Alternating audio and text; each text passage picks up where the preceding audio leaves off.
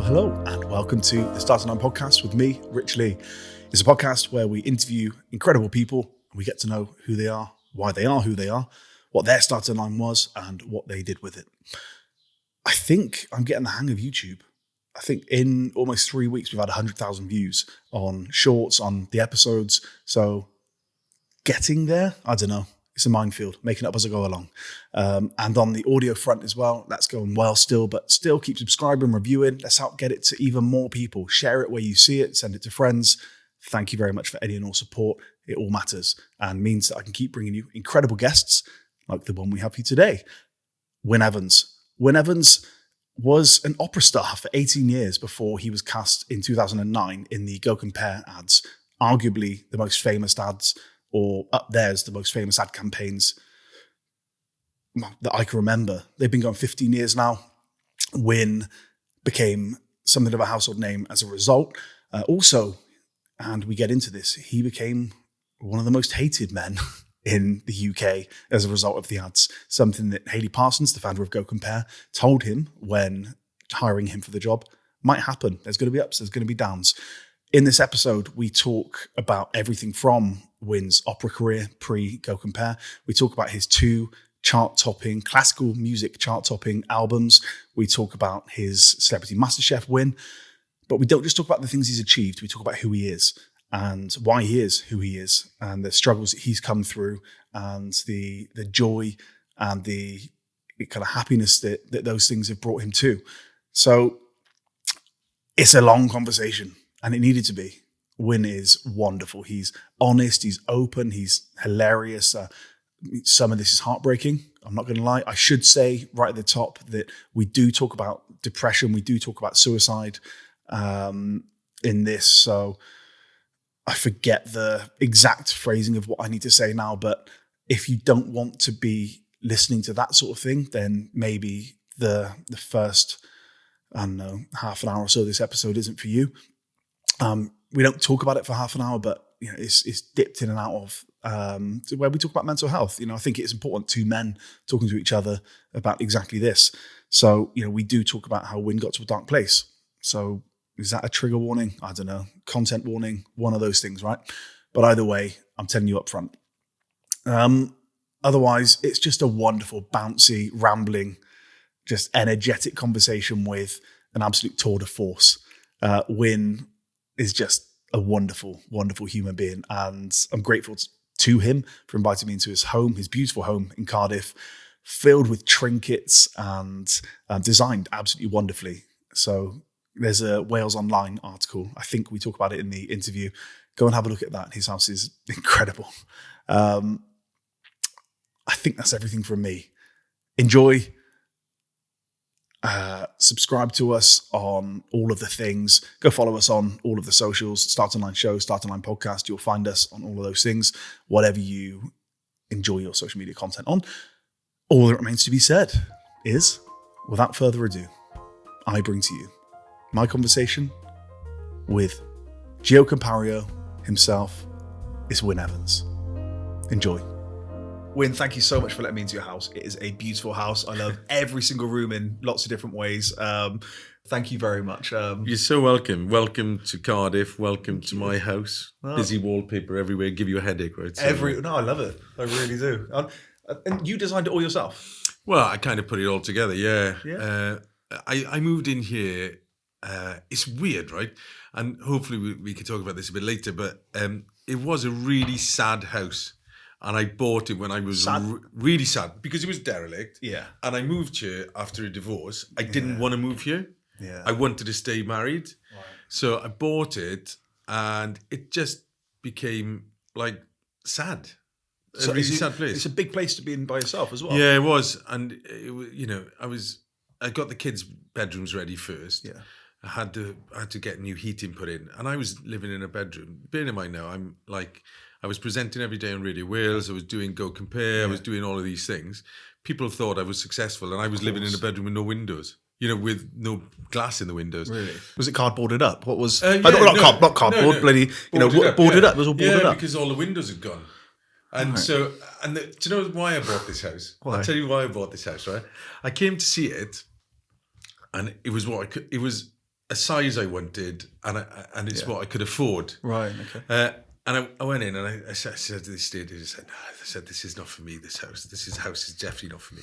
Went into the garden. The house was an absolute tip. Right. The garden was beautiful. It's a lovely garden. I don't know what the guy was doing here before, right? But how long had it been empty for? About 4 years. Okay. And so it was just full of dust, was it? It was just... Well, the weird thing was, it was just terrible, right? Right. But my mother, for some reason, since I was about 7, and I still can't quite work this one out, for Christmas every year would let me have a drambuie, right? Right, yeah. A little glass of drambuie. I've had drambuie in right? years, yeah. And I love drambuie now as a result, yeah? Right, yeah. So I drink a lot. I went into the garden, I turned around, there was a line of drambuie bottles right. the You're back like, wall. I found my home. I said, I'm having this is my spiritual home. It was. And that's why I bought it. Yeah, and you've been doing a lot to it since, I guess. Yeah. And you've still got work going on now. Yeah. It's been 7 years now, and I love it, though. Yeah. I love doing stuff to the house. How did you find that? Post-divorce, did your kids come here? Did they, did you have them half the time? What was the setup? It was classic, I hated it because all of a sudden you see your kids every day. It's the one thing from my situation that I hate the most is that I don't get to see my kids every day. You don't have children see them half the time. It breaks my heart. Yeah, it absolutely breaks my heart. It's still now, 5 plus years on, breaks my heart. Well, mine were 12 and 14 or 11 and 14.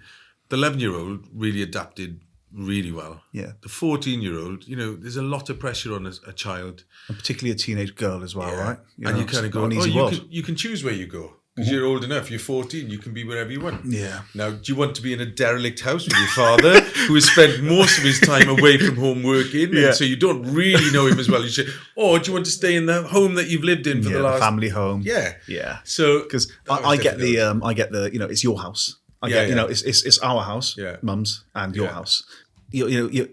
It just feels like it does feel lonely. Oh, it feels so lonely. You can really. I was in a much smaller place than this when I first moved out because I wanted to stay as close as I could to the kids, and it was the loneliest I've ever felt. Oh, it's awful. I mean, I bought this as well because the kids' school was like 100 meters away. Oh, no way. Yeah, because they went to a Welsh language school. Right. So I wanted to make it as easy as I possibly could for them to come. Yeah. And my son, lives with me full time now. And he's 19. He's 19 now, but he's lived here for a few, good few years, full time, and I think that's the main positive thing to come out of the whole situation is I've got such a strong bond with my son and my daughter. Do you ever talk about it? Do you ever talk about it with them? No, I should really. I really, really should. Yeah, be interesting, I guess, to see his perspective a bit because mine are possibly a tiny bit too young to get into it, but. Yours, 19, he's seen it all and, he's probably reflected in ways that he hasn't even considered yet. And it might just be worth unlocking that box a bit. I think you're right. I mean, we've had very, very frank discussions because I had mental health problems when I got divorced. Yeah.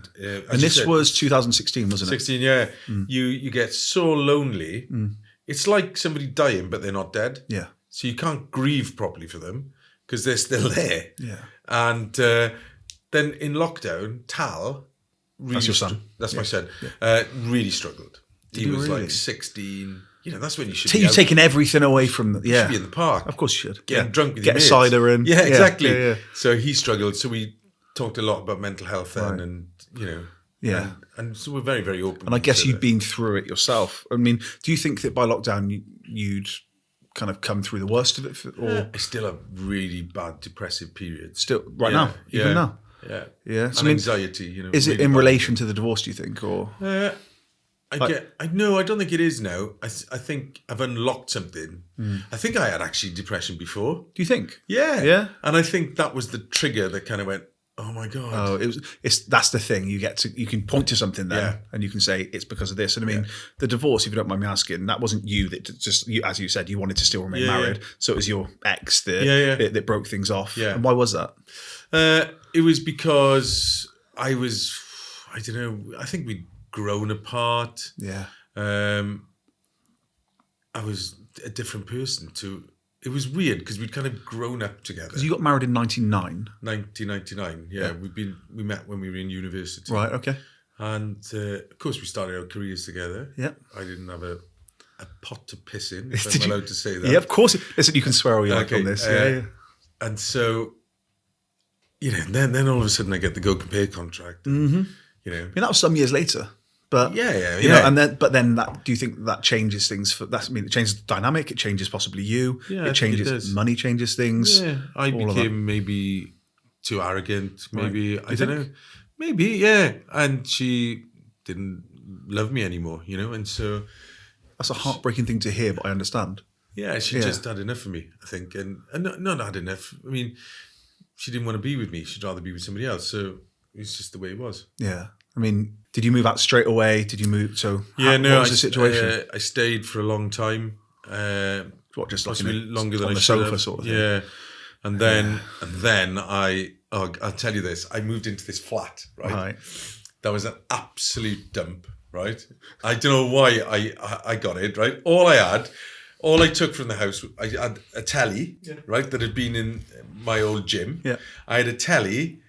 I bought a PlayStation so that Tal would come round, and I had my first cousin Katie worked in Benson's for beds, right.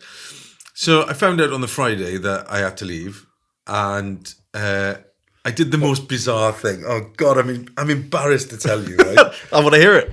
I moved into the Ritz in London. I thought, fuck it, I'll move into the Ritz, right? Bachelor life. So it was just awful. I had massive panic attacks there. My brother had to come up and get me and bring me back, and my car was stuck in London for like months. Was that just to be elsewhere? Was that just to be like, because then you're not worried about food?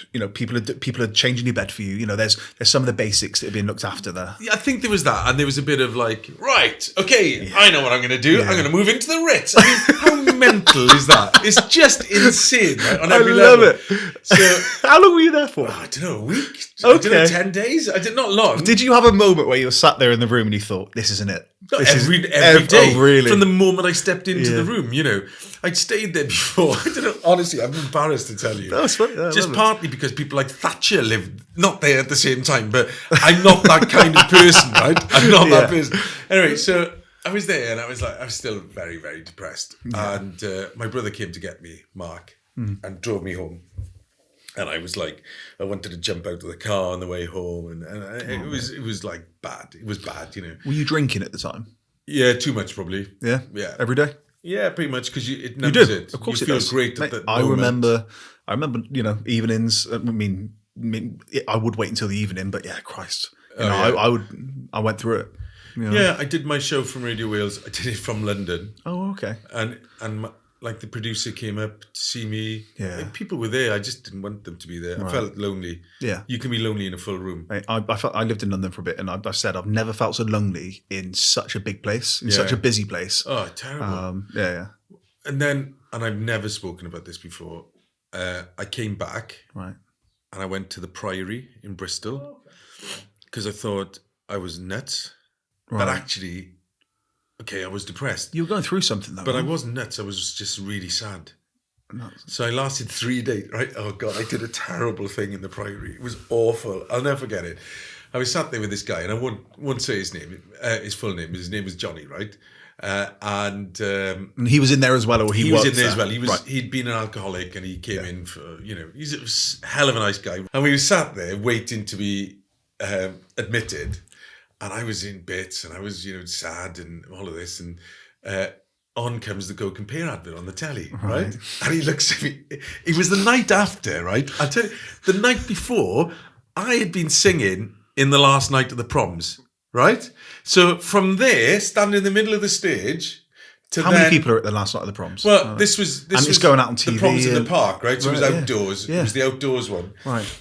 It was going out on TV, but it was weird, right? Because I was in bits, and my mate Rupert Moon, who used to be a rugby player, took me up to North Wales because he said, "Look, you can't drive, right?" So I came back from the Ritz, went to North Wales, did this proms in the park for BBC Wales, which was then going live onto the network, when they go around Britain. Yeah. And I was crying, I was in bits, I was just terrible. I remember there was a singer singing with me, right? I won't mention his name, right? Because it's not fair, because he was absolutely hammered, right? And I remember the head of the BBC coming and saying, oh God, thank God you're you, and at least I can rely on you. And you kind were of like, thing. if and only I was you crying knew. in the corner. If No, I was, only you knew. Yeah. Well, no, I was crying in the corner, and he went, oh, fuck. But it was like, it was just so bizarre. But the place I felt safe was in the middle of the stage. In the middle of the stage, I felt really, really safe. Why do you think that was? Because it was what I trained Comfort. to do. Yeah. Because it's like I'm in control. putting familiar slippers on. Yeah. Like, you're like, okay, I know this. I feel comfortable. Okay. And I was, when I was on stage, I was fine. It's control, as you just say. You know what you're coming doing. off stage. Yeah, it was weird. Anyway, so I ended up in the Priory the next day. My agent came down. He slept in the same bedroom as me just to make sure I didn't do anything stupid. Did you feel like doing something stupid? Oh yeah, constantly. That's why I thought the Priory would fix me like that. I thought it'd be like, boom, done. Yeah. So I went in there, and I met this guy Johnny, and he said, "Oh God, that's you, innit?" When the GoCompare advert came on the telly, and I went, "Yeah, it is me." And he goes, "Oh, don't worry." Anyway, this girl came in, right, and she goes, "I can't believe I'm telling you this, right? Because everybody's going to hate me." She goes, "Right, you see this? See this?" This is with a mug, right? She goes, "See this? This is my mug. This is my mug. If you touch this mug, I will kill you." Okay. Right? So we're all like, all right. And I'm thinking, fuck, I was singing at the last night of the Proms last night. This is the most bizarre thing. So she goes, "See that? I'll kill you." Anyway, I was only in there for a couple of days, and I decided, this isn't for me. Right. So what was your thought as you went in, or did somebody else take you? I thought it was going to be a magic place where they'd go, right. "Oh, think about this," and I'd go, "All right." Oh yeah, I hadn't thought of that. And I'd go, "Oh, I'm not sad anymore. Yeah. This is brilliant." Right. I thought it was that place, but it wasn't, right? And there is no such place. There's no such tablet. There's nothing. There's no magic fix. There's sadly not, yeah. So I said to Johnny, to this guy Johnny, I said, "Oh, Johnny, I'm leaving today. I just wanted to say thank you for your company and all of this." And he said, "Yeah." And I said, "Do you know what? I'm taking that mug." Right? So I took the mug. Right? Did not. What was it? Took the mug. It was just a mug with a name on it, right? So I took the mug. Have you still got it? No, what I did, I posted it back bit by bit to her. Do you know what? That is despicable. Terrible. I'm so ashamed of myself. It was like, oh my God, what was I doing? I was just like... And you've not heard from her, or, you I no idea didn't know how her. that was I received. didn't know her. It was just like... What's it? You just were like, won the Priory Bristol, just sent it back. Yeah, it was, yeah. Bit by bit. Handle today. No. Do you know what? You're the second person I've interviewed that did something weird like that. I was talking to a rugby player who lost toenails and would send them to the person that stepped on his toes as he was playing. No. Yeah. But this woman had become like, I don't know, she made me feel madder than I ever was. It was like, I don't know. I wasn't going to take your mug, but now I am. Yeah, such a weird place. And it was like one of these weird places where the light had a picture on it, had a label on it that said light. Right. The TV had a label on it which said TV. It's like, what is this place? Yeah. I guess we all do strange things when we're in a strange place, right? And maybe bless you saying nobody's gonna hate you for doing that. I think it's a really funny story. Well, I came back then, and I was in this one bedroom flat. Yeah. With Benson's for bed. Not that I'm getting sponsored by them or anything like that. And a PlayStation and a TV. Yeah. And we received pizza. And then somebody that's been on your podcast before, Hayley Parsons, who was the founder of GoCompare. She said, "I'll pop in to see you," right? I said, "Oh, don't come down here." I said, she said, no, come in. And she walked into the flat. She goes, "You're not staying here." And I said, "What?" She goes, "Get in the car. You're coming to mine." So then I lived at Hayley's for, I don't know, months. Really? Yeah. It's a beautiful place. And it's a nice place to probably not get your head right, but take stock. And also to have her. Oh, she's amazing. Again, people that have listened to that episode, if you haven't, go back, listen, it's incredible. She's a beautiful person. But to have her. Do you know Hayley's skill is she can see the positive in everyone. And the reason Hayley was is such a good leader is because she'll go, "You can do this better than I can." And there's so many people in industry, in my industry, and in opera actually, who never wanted to appoint somebody better than them into a particular role for fear of them taking over. And she never had that fear, and that is the reason she was I such heard a good leader. somebody say the other day, you should almost try and do yourself out of a job at every stage. Yeah. Try and be so, try and leave it in such a good place with people, your team, that you're so not needed, that everything you do is then ancillary and on top and, supportive of the bigger cause. Something it sounds like she's great at that. She's brilliant. And I would describe my mood at the time, and I said this to the psychiatrist I eventually saw, anhedonism, which is the opposite of hedonism. Okay. I couldn't see good in anything. So you'd show me a picture of a baby, and I'd go, oh, my wife had a baby like that, and I haven't got that anymore. You'd show me a beautiful view, and I'd go, because it is a beautiful view up there. You see the beautiful view, and you go, I wish my ex-wife was here to share the view with me. And so you can't enjoy anything. It was a really, really bizarre period that I never want to go through again. And there was one Easter, I'd moved in here, and it was Easter Sunday, and didn't have the kids, and that was it for me. I was like, right, this is time to knock it on the head. Really? Yeah. Yeah, I was very dark place. Yeah, very, very dark place. Do your kids know this? Yeah. We talk about it openly. Yeah, and maybe not the way I would have done it. Yeah, but to know that you were there. Yeah. I mean, did you speak to your ex-wife about this? What's your relationship like now? Not brilliant. Not a good one. No. Yeah. It was a very, very messy divorce, and it really took. I think it took its toll on both of us. Yeah, because you were married for a long time. 16 years. We were together for 20 years. Yeah. So, and it's just weird then to see the person you spent that time with become something you didn't ever think it's they funny, would. Actually. I saw her the other day. She came to drop something off for my son, and it was the first time we had a kind of. I felt like, I actually could get on with this person now. Okay. Yeah, so I'm there now. I'm there. I'm a better person. And do you feel you've never been back to that place again? I've been in sad places, but I think it was Churchill that used to say, the dog is always there. It's the dark dog, isn't it? It's the black dog always in the corner. Yeah. I've got coping mechanisms. I've got what really good friends. Well, it's anxiety that hits me the worst, right. And I just. Gym, really, really good. It's phenomenal. It's that thing, isn't it? I love the gym. Yeah. But if I'm not in a great place, it's the last place I want to be. Yeah. And it's the only place you should, it's the first place you should be because, you have every reason to get in there and everything. Only good comes from it unless you injure yourself. Yeah. But getting through that bloody door sometimes. It's hard. But it's the place you should be. Singing. Yeah. Really good. Endorphins from singing. Yeah. Do you ever just belt out? If I had your voice. God, all the time. If I had your voice, I'd never shut up. I'd just be sat on the toilet. Just. I was thinking about this the other day, right? Because I'm 52 now. Yeah. And I did a concert, a couple of weeks ago. And I was thinking, God, I thought my voice would be gone by now. Yeah. Because I've sung for 30, 40 years, I want to get into all of that as well. But and I was thinking, God, how have I still got a voice? I mean, it'll probably stay with you for life, won't it? I guess so. Yeah, when you look at Pavarotti, so really did. But so I've never been back in that particular place. But I do cry quite a lot. I was listening to you on another podcast, and you said I'm a blubberer. Yeah, I'm that. I've always had been though. There was a kid in school that always cried. Yeah, that was you, was it? Yeah. Okay. What were you like at school? So let's go all the way back then. Okay. So I'm intrigued now. I want to know Wynne before singing, Wynne before everything. So Carmarthen. Yeah, Carmarthen in West Wales, which is a market town, population of about 15,000 people. Right, okay. Gives you a good idea. It's not big, not small. No. Yeah. What was I like? I really loved. Initially I hated everything to do with the theatre because my parents were involved in amateur dramatics. Yeah.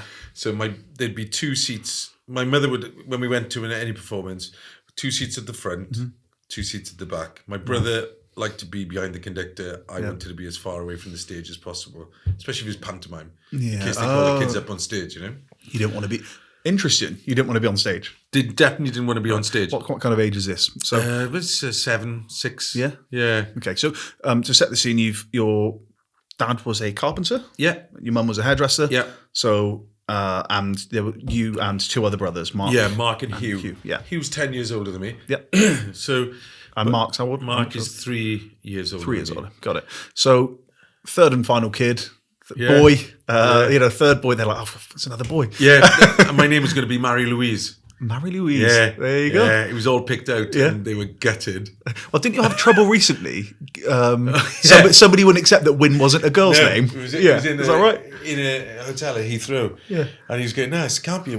It's a girl's name. I was like, no, because my name is James Wynne Evans. Oh, I see. So Yeah. my passport was saying James Wynne. Yeah. And of course, he only looked at James. Yeah. And he said, but you booked it under Wynne. I said, yeah, because that's my name. Yeah. He said, that's a girl's That's what name. I go was by. like, anyway, I've always been known as Wynne, see? Since I was a kid. You know. Really? Yeah. It's in West Wales, quite a popular thing to be known by your middle name. Right. So my brother is Clement Mark. My other brother is David Hugh. My father was Benjamin David. Right. We're all known by our middle name. Is that only for blokes or is your so your mum's obviously Elizabeth Evans? Yeah, Liz I think Evans? she was Liz. But She was. I must be the same, right? Yeah, I think she was just unusual. So working class upbringing? What was it? Really working. My mother had a hairdressing shop that was next door to the house. But she was a business owner though. Yeah, I guess so. Interesting. Okay. Not a very good business person, shall we say. Tell me why. Just used to give haircuts away to all and sundry. Oh, really? Yeah, so my eldest brother's the same now. I think a guy said to him once when he was talking about his clients, because he's a barrister, not all your ducklings are swans. He said to him. And my mother was like that. She always saw the swan. Right. And so we had very sweet. every waif and straight. So they started a youth opera company, right? My father was a woodwork teacher in the community centre, and they were looking for another youth leader. Okay. So he said, Liz, why don't you come and do it? So my mother went, and they were, as I said, they were very keen on amateur dramatics. Were you born at this point? Yeah, I was about 6. Right, okay. And very keen on amateur dramatics. So my mother said, why don't we put on a show? Yeah. So it was very Mickey Rooney, right? So so they did this show. Snow White, I wasn't in it, but my eldest brother was, Hugh. And it was a success. We're talking about these kids, right? Was this at the Lyric? No, this is pre-Lyric. So the Lyric was shut at this point. Okay. These kids that were in the youth club, and I'm still friends with a lot of them, right? And I know they won't mind me saying this. Mm-hmm. They were the kids that were forgotten about. They were the kids from the council estate. They were the kids that were thieving, in trouble with the police. Yeah. Those were those children. It's why the arts are so important. It's why we Massively. need creativity. We need to be shown that we can be more than what we come from. Yeah, totally. And that's, I believe that massively. Like for me, it was the gym. Yeah. I went to a gym that was very much community, lots of, people in and out of prison, youth offenders, all that sort of thing. It was a quid a time and they didn't always make me pay, and don't worry about it this time, give you a protein shake or whatever. Yeah. And you feel like you can be more than you know you are. Like, do you know what I mean? It's confidence. It's not just about, I know you're a personal trainer, right? But it's not just about doing it professionally. No, God, it's not. It's nothing to do with that. Yeah. With these kids, I mean, I remember my father. So my father was making the set, right? And my father by now was a clerk of works, so a building inspector for the council, right? So he used to work with all the building merchants, and all of this and sourcing stuff. So my father made a list of stuff they needed, and I remember the set was going to cost 40 quid. Right, that's what the set was going to cost. Hang on, so this would have been about this is 1978, yeah, 78, yeah. And the next day, one of the kids comes in. He goes, "Di," he said, "Yeah, I found all the stuff you need outside in the car park." Right.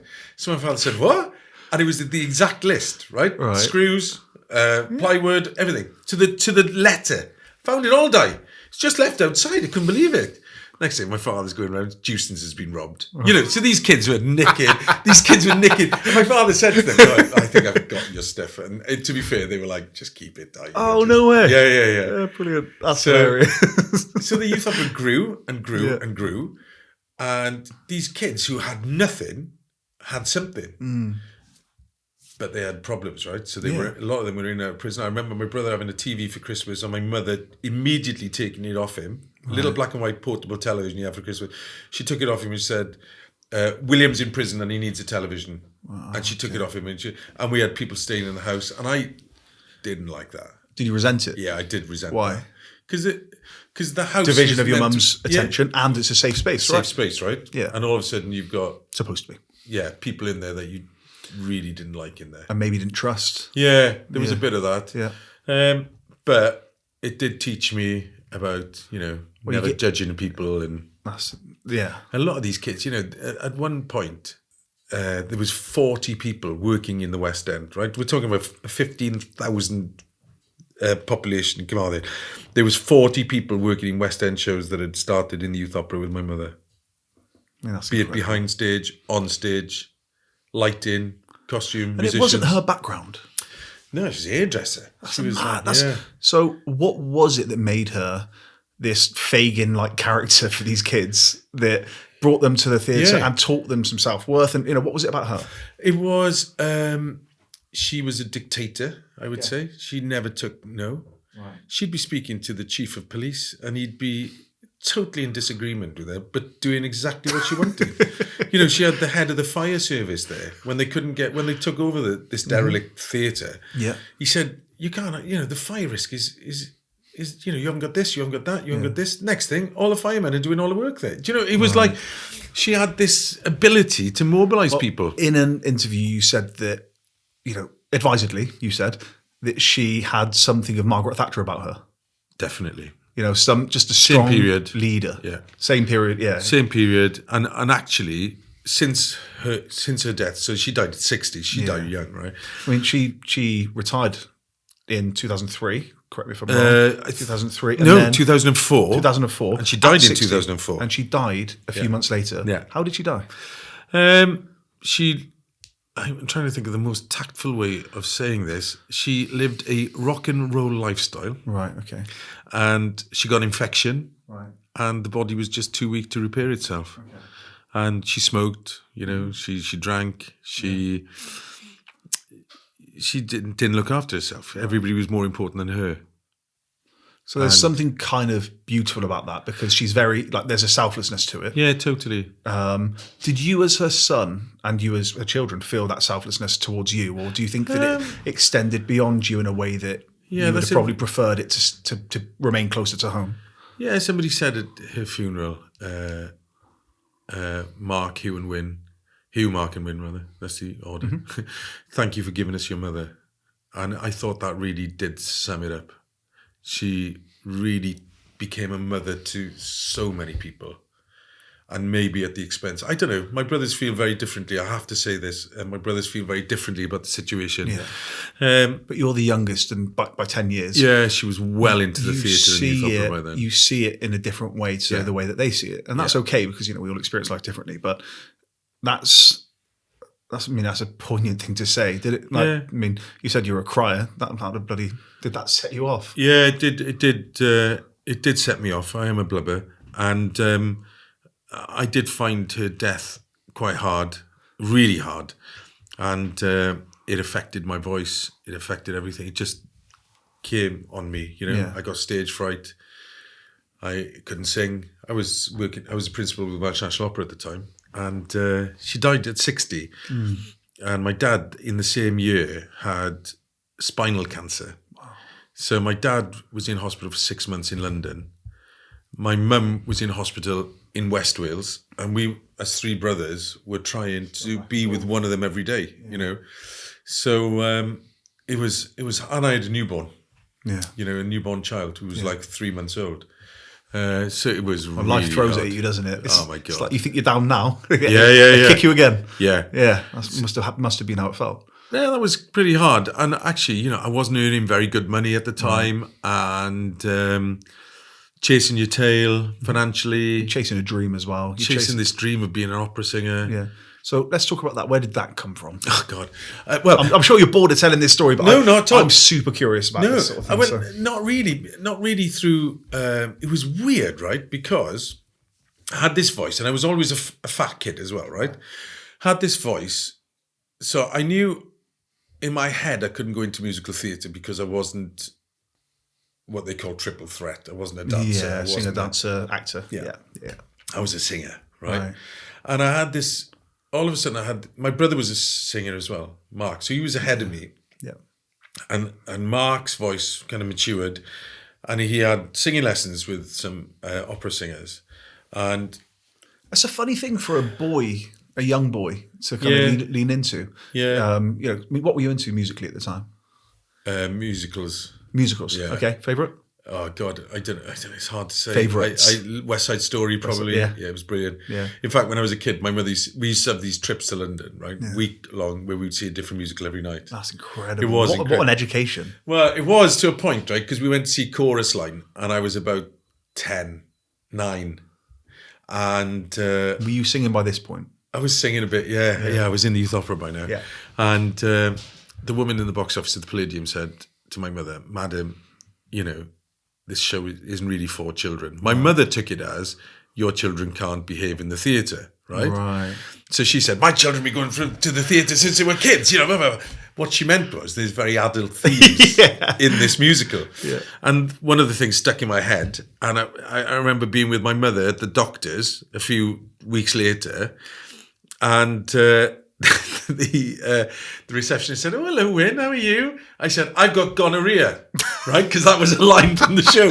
I didn't realise it was an STD, right? What do you think it was? I didn't know. There's a song, "I've got gonorrhea," right? So it was like, and I knew it was like a medical condition, but I didn't know what it was. It could have been anything. Yeah, could have been anything. So my mother then went like, maybe it wasn't the best musical to take him to. Brilliant. So I love musicals. Mark was having some singing lessons, and then I had this brilliant music teacher called Anne Griffiths, and she at school, and she only came in my last year to school. Right. The music teacher before wouldn't give me a chance because I wasn't Welsh speaking, and she was Welsh speaking. Is that quite a line here? Like, and certainly maybe in the 70s was that? Yeah, I think it was in the 80s because there was a Welsh language school, but it wasn't as popular. There was 2 English language schools, right, and there wasn't the ethos or the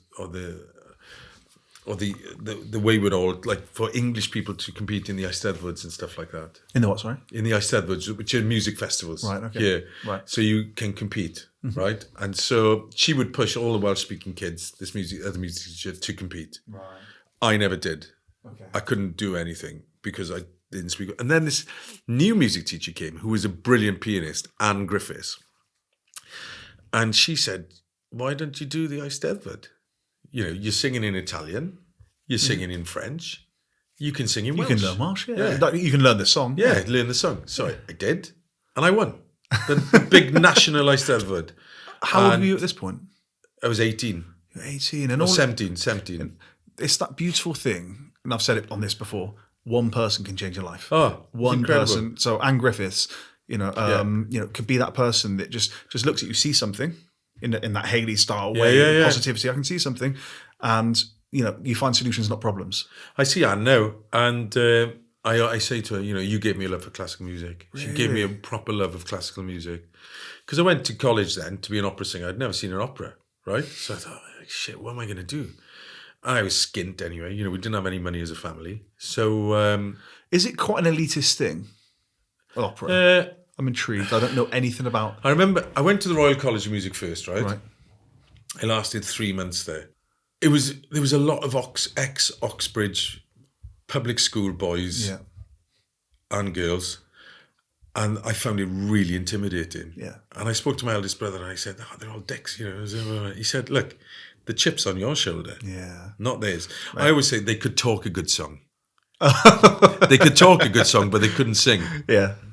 I had such a chip on my shoulder about private school kids and all that when I was a kid. Because, growing up like you do, like we did, I just looked at them and I thought, you've had it so easy. You've not known struggle. As I've got older, I realised, of course they have. Everybody does. Every single human being meets a challenge, has to decide what they do with that challenge 10 times over, 100 times over. But at the time I thought, you've got money and I don't, and we don't. And you don't have a life like I do. Yeah. So you've got it easy.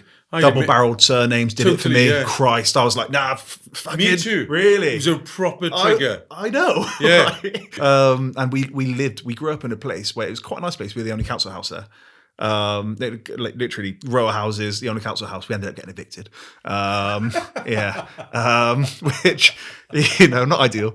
What was I then? 15, 16 when we got evicted. But yeah, just not like a nice, well-to-do area. Yeah. I had. It's funny you say that because it was only as then. I was in my 20s before I really took a step back and thought, Rich, shut up. Like everybody's got their own things that they have to deal with. I had a mate who went to public school from the age of 4, and you think, posh Yeah, dick. yeah. But actually, the problems that brings. Oh. That your parents left you. Exactly. In a All boarding of school. that stuff, the I isolation and totally, the parental alienation and all of those things. So you lasted there 3 months. 3 months, yeah. And then I went, because my brother had gone to the Guildhall School of Music. I didn't want to go to the Guildhall. Right. And I went to go to the Royal College because it had like a slightly better academic. And that's one thing Anne said to me, because I had an unconditional place. And Anne Griffith said to me, I'll never forget it. And I kind of use it today still. She said, you've got to work, Wynne. I said, why? Because I've got an unconditional place. I can do whatever I want. She goes, yeah, but you want to walk in through the front door or the back door? And she's right, And That's a really good way of putting it. yeah, and so I did work. But I went to the Royal College, and then I went to see a show that the Guildhall did, like the first years at the Guildhall, because I'd had a place there. And it was so different to the college. It was way more relaxed. It was way more like my kind of thing. Yeah. It wasn't some Handel arias or Purcell. It was like songs from the shows. It was like, older stuff, West Side Story, all of this kind of stuff. So I came away from there. And because my brother was at the Guildhall, we shared a bedroom for 3 years. How did he feel about you? Kind of in his mind, you'd be following in his footsteps. Yeah. I want to be the singer. Yeah. How did he feel about you doing the similar thing? I don't know how he felt. It's hard, sibling rivalry like that, because I'm younger as well. Yeah. It's been hard. I think it is hard for Mark, because I was a tenor. Yeah. It's notoriously easier for tenors than it is for baritones. There's less of us. Right. Okay. So you can be less good. Okay. Basically. Right. And so I guess it's like in rugby, if you're 6'6", crying out for second rows. Totally. Right. So okay. It's the same thing. That's what I need a parallel. Yeah. Okay. It's like that. It is like that. And a tenor, the range of a tenor, what's like? It's just the highest male voice apart from a countertenor. Right. Okay. Which you might think is like singing like a girl. Okay. Right. So a tenor is it's like the money notes. Yeah. That whereas I always used to say, difference between a tenor and a baritone, and everybody would say, well, a tenor sings higher. And I say, no, 10 grand a night. That's the difference between a tenor and a baritone, right? So it was a bit like that. Okay, a baritone's a forward, a tenor's a flashy winger. Yeah, exactly that, right? So I came away and I said to my brother, because we shared a bedroom for 3 years, and we lived above the old Spitalfields market with all the prostitutes and everything. It was a fruit market. Yeah. We had this bedroom right at the top of this flat. And all night lorries would come picking up fruit and veg. Yeah. It used to be, and the pub where Jack the Ripper, took his victims from was literally across the road, the 10 Bells. It was literally there, touching distance. Yeah. And so it's all been gentrified now. So I mean, up in Spitalfields recently, it's nice. It's beautiful now, right? Yeah. But go back to the early 90s, it was police everywhere. Yeah. So I came home and I said to Mark, I really want to go to the Guildhall. Oh my God, what a great show they did today. Yeah. And he said, well, ask. Yeah. So I rang up the head of vocal studies and I said, I really want to come to the Guildhall. And she said, come on then. Just like that? Yeah, transferred. I went like the next day. No way. Yeah. Okay. And I went to see the principal and I said, He said, yeah, we'd love to have you. Was that a real like sliding doors moment for you where like changed my life? That changes everything. That one decision that you've made. Yeah. And again, you know what I was saying earlier on about we are in control to an extent, not completely. We can point in the direction of. Yeah. I mean, I spoke to Brian Cox. He was the first episode, went out Monday. But he disagreed with me. I was like, because for me, all I have is control. You know, and that's how I change. Yeah. You know, that's how you break a cycle. That's how you get up and out, is control. And he said, we don't have control, we have direction. Which is an interesting way of looking at it. But you made a decision then that you want to know what that would become. But what did it become then? So you're at the Guildhall. How was it? Guildhall was amazing. So Wales produces more opera singers per capita than any other country in the world. Yeah, it's despicable. I hate you all. You're such good singers. So all of a sudden, instead of being with a load of posh people in a very small vocal department, I'm part of this massive Welsh vocal department. People like Sabrina Terfel, Rebecca Evans, people that have gone on to become legends and very normal people, And so it was like... From similar backgrounds? Very similar backgrounds. Right, okay. So we used to... What is it about Wales? Why... what is it? Because there is that, it's a trope for a reason. It has to be. I think as I said before, we've got Eisteddfods, we've got amateur dramatics here, Yeah. we've got male voice choirs here, right? Singing is part of our culture. Yeah. So, it's not like, because we did get a bit of it at school, but hardly ever. Like, oh, you're a sissy, you're a puff. You know, you sing. You had that, did you? A little bit, not massively though. Were you sporty as well? No, not at all. No, not at all. Because you said that you were the fat kid. Yeah. You know. Can I talk you through a cross-country running lesson? I'd be the fat kid at the back. Right. Teacher would drive past. Yeah. Evans, get in. I'd be hiding in the footwell. He'd drop me off at the front of the field and I'd still come last. So it just wasn't for you. Sports is not for you. Not my thing. Yeah, okay. But then I started doing like shows in school and stuff like this. So all of a sudden you become not the rugby kid, but you are one of the cool kids. You are one of the cool kids because you've got an ability. Yeah, I completely know what you mean. So if somebody has a passion and somebody is like themselves, they're instantly cool. Yeah. I think the coolest thing you can be, and that's so corny, but not just yourself, but passionate about something, curious about something. The coolest people I know are the most curious people. Yeah. And that's and they could be about chess. Yeah. If you're into, tell me why. That movie you've practiced 15 times. Why? That fascinates me. So you were all of a sudden. Yeah, you're one of the kids. So my kid thing was I'd do the school shows. I was Fat Sam in Bugsy Malone. Were you really? The PE teacher used to call me Fat Sam to the day I left. It was like, so I went, coming back to the Guildhall, so I just transferred. Yeah. I had the best time there. I loved it. It's all of a sudden, from school where I hated going to school because I hated, it just clicked. Yeah. I felt like this is my place. Right. I wish that wasn't the case for so many kids. Yeah. Do you know what I mean? I know that we need a system. I know that we all need, we need something to herd thousands, tens of thousands, hundreds of thousands of kids through. But I wish that it wasn't such a common refrain. Hated school. Hated, I quite enjoyed it.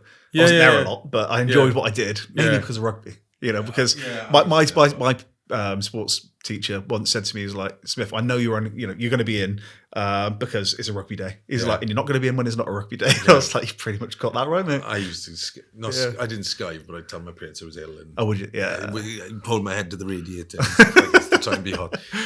So where'd you go from the Guildhall then? Well, then I spent 6 years at the Guildhall and then I went straight to 6 years? Yeah, so I did 4 years undergraduate. Yeah. 2 years postgraduate. There's an opera course there that you can specialise. What are you doing every day? What's a typical day for a student at an opera? On an opera course, it runs exactly like an opera company. So you have a schedule. Right. So you do coaching. You'll do one production a term. Mm-hmm. You'll do coaching on that and other arias of songs that you might sing at audition and stuff like this. It's just singing all the time. Do you feel like you know Italian? As a result, I know 18th century Italian, because everything is from them. Yeah. When I speak Italian in if you were to go over Italy, now, it's like "Whilst thou bringest me," it's a bit like that. And they always the Italians look at me a bit odd because it's so formal. My Italian is quite formal. And then I went from there. It kind of all started clicking. I became I took the leading role in British Youth Opera, which was a company that was run. It's where I met my ex-wife, actually. A company that was run, so all the conservatoires, all the music colleges. Was she a singer as well? No, she was a violinist. Right. She's not dead. All the conservatoires would compete then for these roles, and I got the main tenor role in that. Then I went. How many people are you competing with in that? Oh God, hundreds. Really? Yeah. And then all those people from all those music schools compete to go to a place called the National Opera Studio, which is like a finishing school for opera singers. Right. It's changed slightly now, but there was no other programs that you could go on at the time. So you'd all compete for like maybe 8 places, and that's like baritones, sopranos, mezzos, tenors. You'd all compete for these places at the National Opera Studio. I was the only tenor in my year, and then one of the opera companies would say, I'll sponsor him. Right. So I very luckily got Welsh National Opera. They said, we'll sponsor him. So I spent a year there, and now that is intense. That was like 8 hours a day singing. Combat, you learn dancing, because it's all in opera, you need right? to do Languages are massively important. pronunciation and, yeah. and all of those things. And I loved that place. Oh my God, I was in an hour before I had to be in, and I was leaving an hour later. And then I just loved everything about being there. What were you doing? Oh, it's practicing. There was practice rooms. I could go and practice, learn new songs, learn. What set you apart then? What made you different? I mean, it sounds like commitment and perseverance and all those things. But and obsession maybe. Yeah, slight obsession, and I think I had quite a good musical ability. Yeah. You know, I think I was quite. Did able. that make you cocky? Because if you're good, it wasn't like I was that good, but like I never struggled. I never struggled for work. Right. So I left the opera studio and I went straight to become principal at Scottish Opera. Right. I went from there to Glyndebourne. I went from there to Welsh National Opera, to English National Opera. Yeah. You know, then I worked abroad, you know, and so you travelled the world with it, didn't you? Yeah, yeah. And I never struggled for work. Right. What I did struggle for though was this finding my niche. Right. In what way? So I wanted to be this romantic tenor, right? Singing all the big roles and doing all of that. What are the big roles? Like, you know, what? Like Puccini, you know, like Ness and Dorma, you know, and my voice was okay for it. Yeah. It was only years, and I constantly lived with this. Potentially, he's a great tenor. Potentially, he's a great singer. Potentially, you see that on school reports, don't you? He has such potential. If only. Yeah. If only. Yeah. You know, and you read it, you like rip it up. You're like totally. Yeah. Then I changed my repertoire, so I was doing the comedy parts, right? Okay. And so, or the smaller parts, the secondary parts that none of the young kids wanted to do, right? Because everybody wants to be the main man. I quickly worked out I could earn more money doing the secondary parts. Okay. And my voice, I was a really good singer for those parts. Oh, okay. And so I was working on a different level. So then I was working at the Royal Opera House, and then I was working, you know, all over. And is it like acting gigs where, you know, you go, you audition, or was it just reputation precedes you? You audition for the first maybe 10 years. Right. And then it's reputation. You know, when you're in. Yeah, people know you, they ring your agent, they ask for you. Right. You know. So at what age do you get an agent? When you're straight away, you get as in straight out of school, straight out of college. Or... So you do something at the National Opera Studio. You do a showcase, right, which is at the Festival Hall on the South Bank in London, and it's full of agents, opera companies, and you sing. You do the showcase, and then you get approached from different agents. Okay, so it's like scouts. It's exactly like that. Yeah, and so I had a Welsh agent to start with, and then I moved to a different agency, and then another different agency at the end. Yeah. So I went to Hazard Chase, and then I ended up at Athelstan at the end, which was probably my best agent. And what year are we at now? So 1996 or 7, I left the opera studio. Yeah. I went to Scottish Opera, 97, sang some parts there. Struggled a bit there, but it was okay. Just because I was singing too big a roles. And then I came back to Welsh National Opera then. Right. And they offered me a full-time contract. Can I be really direct and ask how much money you're asking for that sort of thing? Like, what are you getting paid for that? Okay, so Scottish Opera, I remember my first fee at Scottish Opera. I remember it. I was singing Tamino in the Magic Flute, which is the main part in the Magic Flute.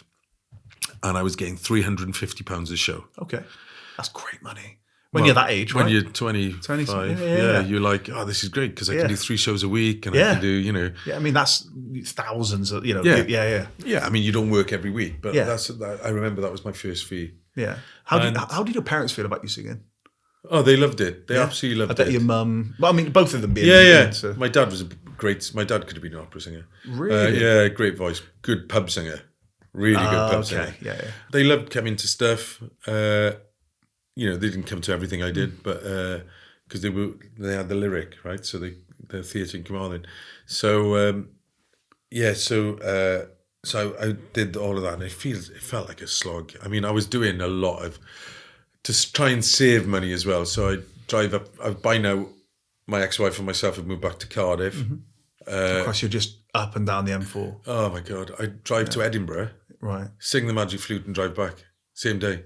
That's a 7 hour, 8 hour. Yeah. Jesus. Okay. Just to save money on hotels. I mean, then 350 quid a show. Yeah, you're spending 50 quid petrol. Commission to your agent. Yeah. You know, so it soon goes. Yeah. And I just, we went, it was very hand to mouth. Very, very hand to mouth. What was the first fee you got where you're like, oh shit, I'm doing really well now? I suppose, well, Welsh National Opera was terrible. Was it? Yeah, it was terrible fees because I had a full-time contract. It wasn't great. I think I can remember what they paid me was £14,000 a year. And I worked like a dog for we're talking late 90s, early 2000s. Yeah, it wasn't great. Pittance, isn't it, really? Yeah. For somebody with a skill set that... It was 7 years of training. 7 years of training, yeah. Like a doctor. Yeah. Right? Like a doctor, 14 grand a year, right? And you're like, what's gone wrong here? Something's gone wonky. So that was and then we had my first child in 2001. Yeah. And so you move to a bigger house and you know...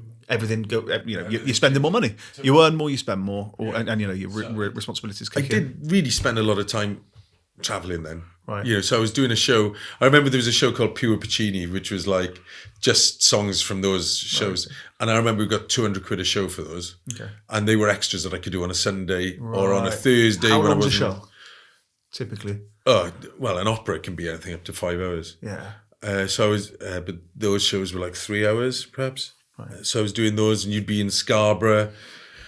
I remember doing summer season in Scarborough. That was £135 a show. I don't know how I remember I was just about to say, good memory. Yeah. And Pure Puccini was £200 a show. And then, so I got another job teaching, singing. We didn't work in the opera on a Monday because we'd work on a Saturday.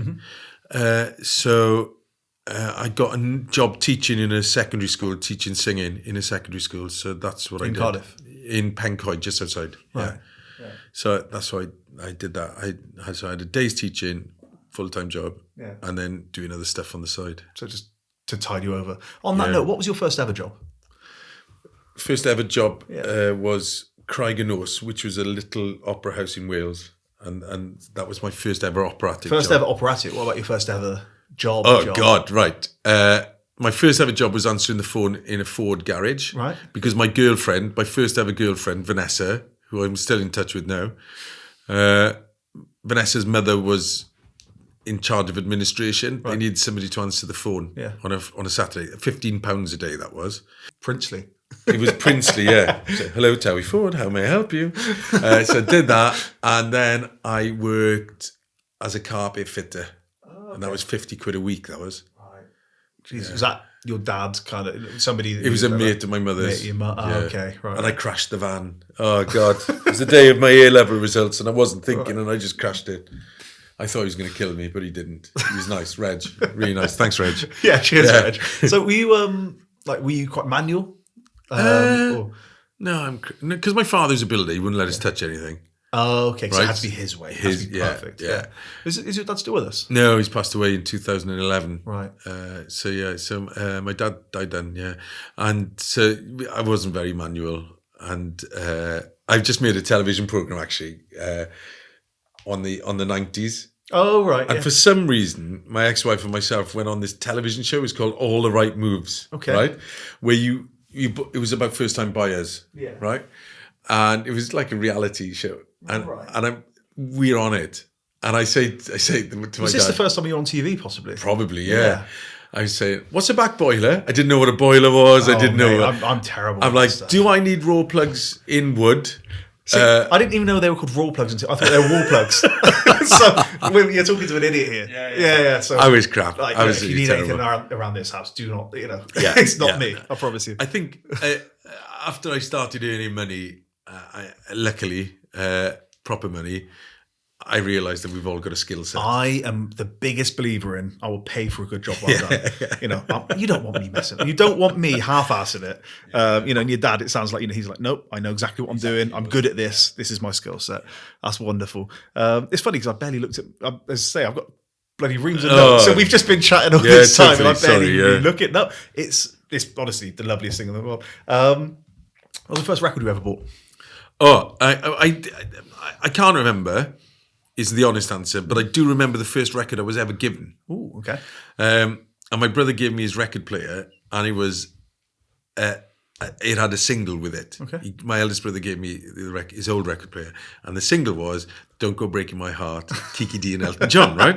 Yeah. So years later, I I'm interviewing Kiki D, right? When was this? Oh, I can't remember. It would have been part of my radio show. So 2013. How was that for you? Was that really weird? It was so weird, right? And I was a bit of a tit as well, right? Why? Because I was trying not to get one over, but always trying for the next gag, right? Yeah, right. And she said, Kiki, what are you doing? Oh, I'm performing tonight in Llantwit Major or something like that. I can't remember. And I went, oh, Kiki, you're better than that, right? Which was instantly put in a bad mood, right? Right.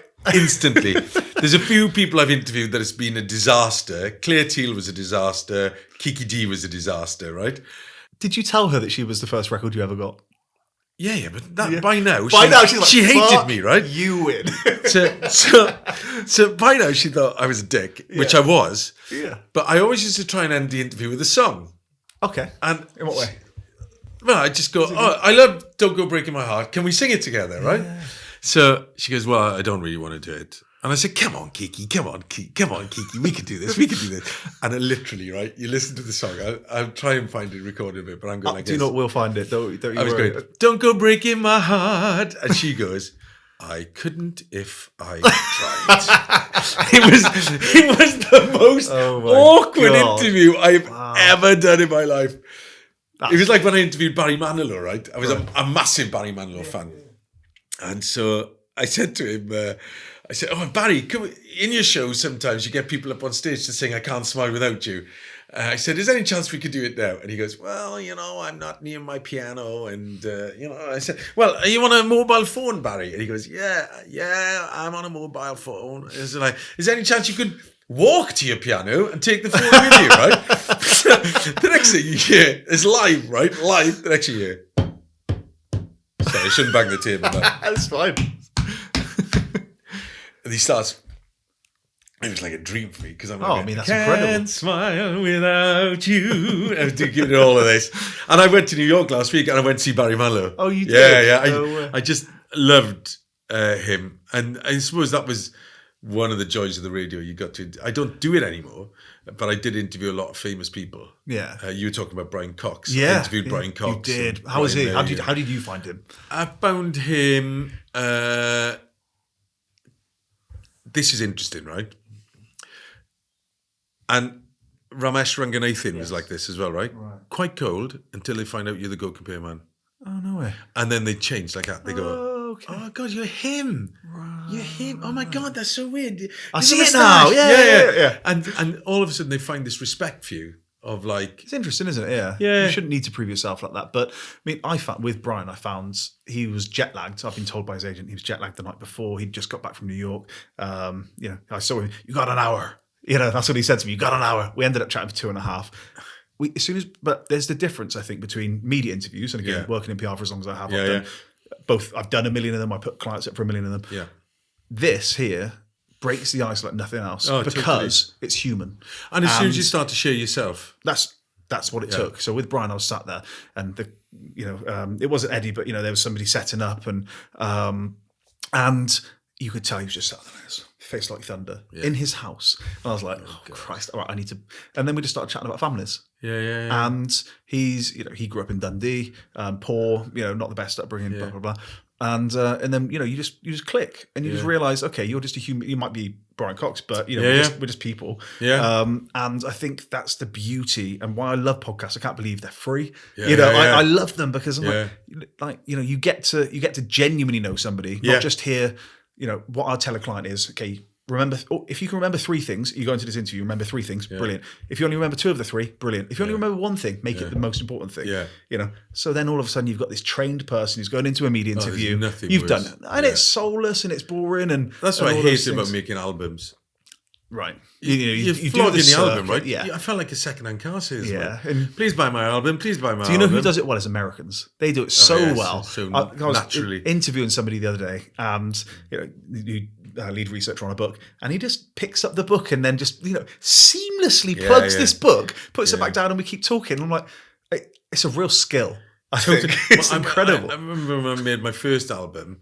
There was an old boy, Bill, who worked on it with me, and he said to me, any fool can make an album. It takes a genius to sell an album. I mean, and I tell you what, She's a friend of mine, a very good friend of mine, Catherine Jenkins. There is somebody that will work from morning till night. She's a hard worker. Yeah. So I wrote a book, and I remember the publisher saying, it's not about the writing of the book, it's about the promotion. Luckily, I'm like, well, I'm a PR bloke. I'm sure I can do this. Yeah. I spent just as long promoting it as I did. Right, it's a joke in the industry now. I thought, Rich, did you write a book? It's like, sold bloody well, didn't it? Yeah. For the niche industry that it is. It's like, why do people do that? Why do people feel the need to kind of, shit on you a little bit? Yeah, well, I think that's a British thing, right? Yeah, maybe. That's why I love going to the States. Because everything's brilliant there. Yeah. It's like, great, man. I think we root for the underdog until they're not the underdog anymore. Yeah. That's a trait that I've noticed. Totally. And I don't get it. I don't get why we can't celebrate not just success, but celebrate the, not just people pursuing success, but actual success too. Yeah. And shine a light on those people. And I guess that's what I'm trying to do a little bit. Yeah. Because we're all normal. I'm not saying I'm successful, but like everybody's normal once you break it down. Yeah. I remember interviewing Little Mix. Oh yeah. Yeah. And I thought it would be funny to call him the Little Mix, right? Why do you do that? I don't know. Like a dick, an absolute dick. And I suggested that if it all went pear-shaped for them, right? As in career-wise? They could bring out a range of small mixers called the Little Mix, right? It's not a bad idea. Well, they walked out. Honestly, I mean, it's like, and I'm saying to myself, why did I do that? Why didn't I just interview them? Why didn't I just leave it instead of calling them the Little Mix? I didn't even know which one was which. It's like it's like in Love Actually. It's like Ant or Deck. Ant or Deck. I remember like it was Perry, somebody else. One of them was going out with somebody from Zayn or something from one. I was totally lost. Who's your favourite person you've interviewed? Oh God. Brian May was amazing. Brian May, oh wow, really nice guy. Wow. How long did you have with him? Oh, ages. Really? We were at Hay Festival. Yeah, and he was just great. As soon as people find out you're a singer, they have a respect for you. Okay. There's a lot of people interviewers who their skill set is they're interviewers, right? They're presenters. Mm-hmm. I interviewed Shirley Bassey, right? Mm-hmm. And I remember them saying to me before I went in, "Oh, just be careful. She's a bit fragile today, and they've not had brilliant times with her." And I went in and I said Dame Shirley, I said, you won't remember this, but I sang at John Barry's memorial service, and I know you sang as well. She was like, oh, she didn't have a clue who I was, right? But the next thing, she said, you're a naughty Welsh boy, and all of this. And I asked her, I said, what would you cook me if I came around your house, and she said, darling, I don't cook dinner. I sing for my dinner. I don't cook it. And even with that, I couldn't resist saying things like, are diamonds a girl's best friend? Really? Yeah, really. She goes, darling, yeah. So, but I've met some amazing people who've given me so much of their time. And I remember doing an interview when GoCompare first came out. This girl came to my house and she had this list of questions like that she wanted to get. It was one of her first jobs. And she said, how long did it take to grow the moustache? I was like, the moustache isn't real. It's hanging on the wall. I don't know if you saw it. I've seen it, yeah. And she goes, and how long does it take to get into the fat suit? I was like, right, listen, this is not good. Anyway, fast forward an hour. She had a little dictaphone there, I guess, she said, can I use the toilet? Yeah, of course. So I can hear her crying in the toilet, right? Oh. And I'm thinking, and our mutual friend, Anders, was there. Yeah. And I said, what's wrong? She goes, I didn't press record. Mate, this is a living nightmare for me. This is a waking nightmare. I'm like, imagine if now, this didn't work. It'd break my heart. But I just said, look. Did you just say, let's do it again? Let's do it again. Oh, mate. I just said, let's have a glass of wine first, and then let's do it again, because then I can function properly. Can you remember what it was for? It was for the Mirror. Oh, really? Daily Mirror, yeah. And she was like brand new to it. She was brand spanking new, and did it. A mate of mine, well, not a mate, a colleague of mine, interviewed Catherine Zeta-Jones and Michael Douglas, right? And they said, take 2 devices. Yeah. Right? Take 2. No, I'll be fine. I'll be fine on one. He had to describe on radio. He had to describe the interview. Right. Because none of it recorded. Heartbreaking. Heartbreaking. Genuinely heartbreaking. You know, Oh, it just makes you cry. It takes a lot of putting together some of these things, right? That's the funny thing I'm getting. I love this, and I hope it doesn't stop. Is Rich? Why are they speaking to you? It's like, why you? And I'm like, I don't know. I perseverance. I don't know. You're good. I good. don't know. You are good. But let's talk about GoCompare then. Yeah. So GoCompare 2009. Yeah. So at this point, you've been traveling the world. You've been doing 18 years. You've been a jobbing opera singer. Yeah. And then you get a call from your agent. Presumably. No, not at all. So I used to do a lot of outdoor concerts, right? Like stately homes, you know, like Belton House, Castle Howard, all these places, right? And I had a friend who sang as well called Jan, and she was married at the time, not anymore, to a guy called Steve Sidwell, right? Steve was part of an agency that was run by a guy called Jeff Wayne. And Jeff Wayne wrote War of the Worlds, right? Jeff Wayne's War of the Worlds, right? Yeah. So he had this music agency. There's me thinking H.G. Wells, but you mean the musical. Yeah, the musical. Yeah. And he said, Jan said to me, do you fancy doing a crisp advert? It was for Walkers, right? And Gary Lineker was pushing Tara Palmer Tompkinson on a swing. Right. And Steve was writing the music, right? Because Steve... If you're trying to picture who he is, I don't know if you remember Robbie Williams' Sing When You're Swinging from the Albert Hall, right? Steve did all the arrangements for that and conducted it. Wow, okay. Right? He conducted the Oscars and everything, right? Really good musician, trumpet player. Anyway, so he said, look, I've done this arrangement. So you have to watch them on the thing and then sing with it, lip sync it. So I was Gary Lineker. So he's like, where is my love? And she'd go, I'm here, my love. And I'd say, I have brought crisps for you, right? This was the whole thing. It was Walker Sensations, right? Yeah. So I did the advert. I got paid £4,000, I remember, right? It was like... Hell yeah. Great. More of that, please. Yeah, right? It was great. Yeah.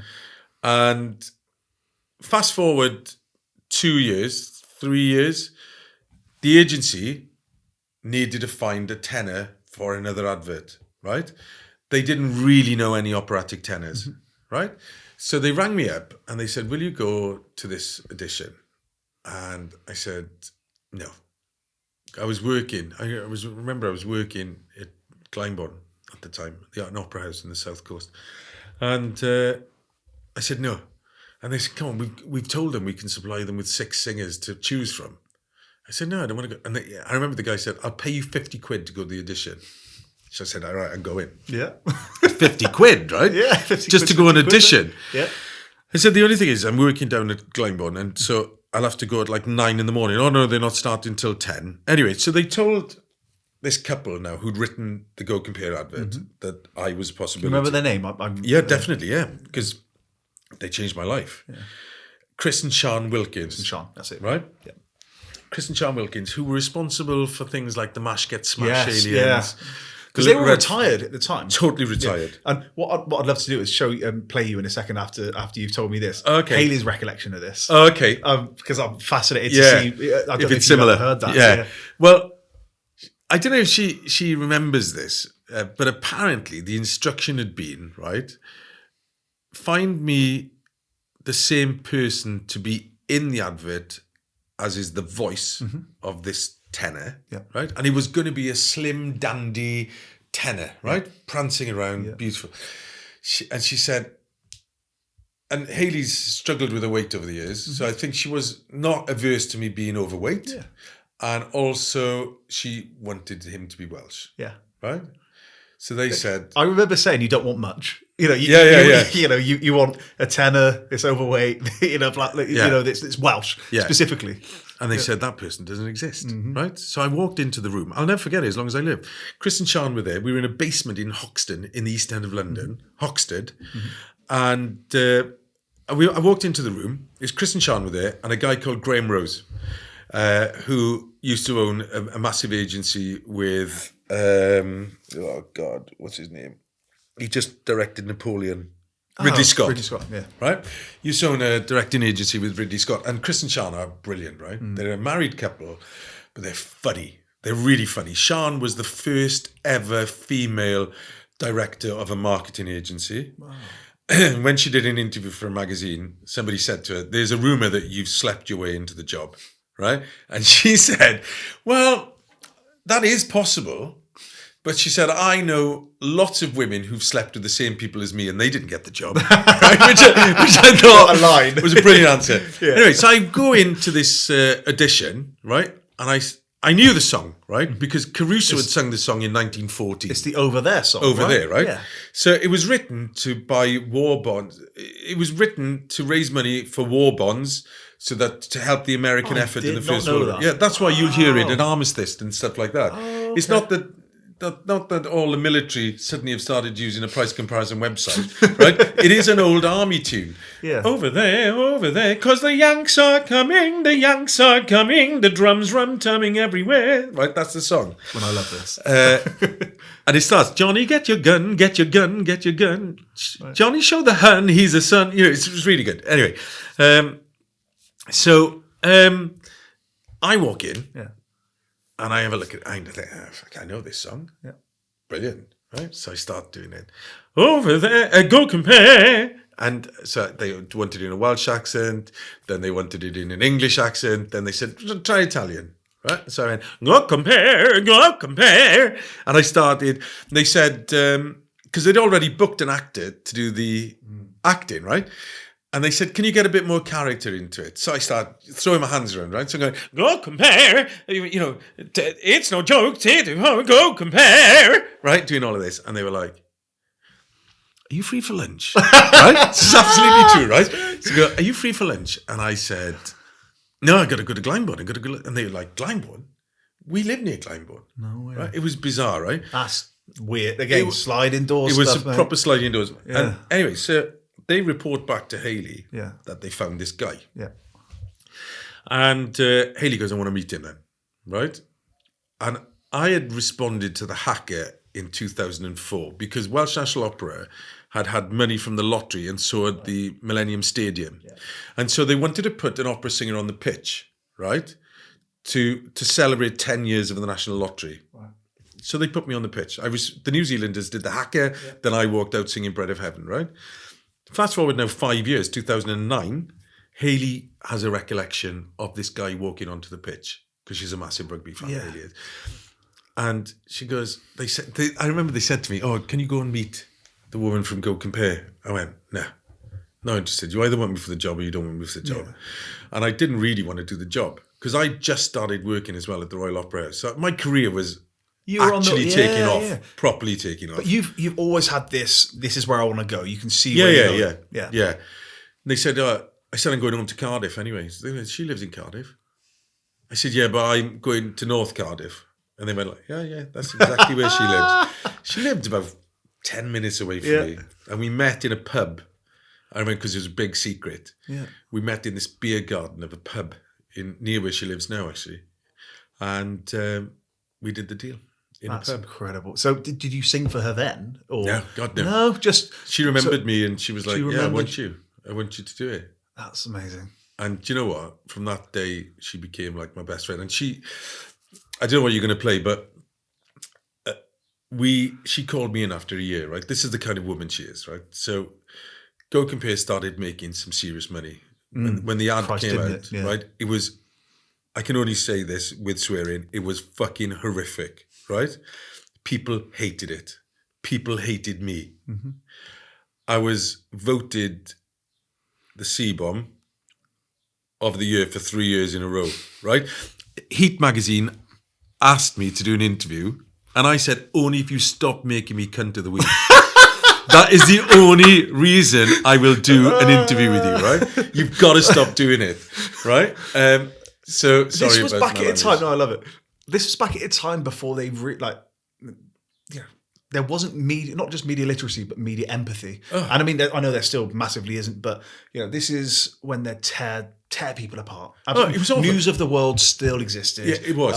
And you'd open a lifestyle mag and it'd be pointing out the fat rolls in some and it was stuff like that. Stuff that just wouldn't fly now. No, you wouldn't get away with it. Also, it was the first major ad, right, within the age of social networking. Twitter had just started, but it was like just coming out. Yeah. Twitter had started. it was incredibly memorable, right? Huge. And it was on all the time. Yeah. I didn't realize the media spend was going to be so big. Enormous media spend on that. I mean, I think you were arguably the most famous or the best known kind of brand mascot, brand ad character. I can't think of another one. Can you? The meerkats, I suppose. Sure, But they're not human. but they're not real. Yeah. I suppose Lineker's made a lot of crisp adverts, but he's yeah. not. I became famous because I was in an ad. Yeah. If fame is the right word. I remember what I got paid the first year. It was, 25 grand, right? And how many ads are you making for that? I made 5. Okay. And that was a buyout then, you know. And Hayley called me in. Oh, no, I'm telling 2 stories now. But I remember Hayley called me in after the first year. I was on a 3-year contract. So it was 25 grand a year for 3 years. And she called me in and she goes, we're doing really well. We're making more money than we could ever have dreamt of. You know, we've gone from a company that was not impactful to, you know, a major price comparison website. And I said, yeah. She goes, so I think you should share in the success. And she said, I'm going to tear up your contract. I said, what? Well, I'm not on contract anymore. She goes, no, I want you to go away now, come back and renegotiate knowing what you know. I mean, how many people would do that? Did she talk figures with you? She said to me how much she went. And I said, I didn't know what to ask for. That's because like blank check sort of. It was a bit. I remember. I don't know anybody else that does that, by the way. No, I don't know anybody else that does that. Yeah. And I said, well, double?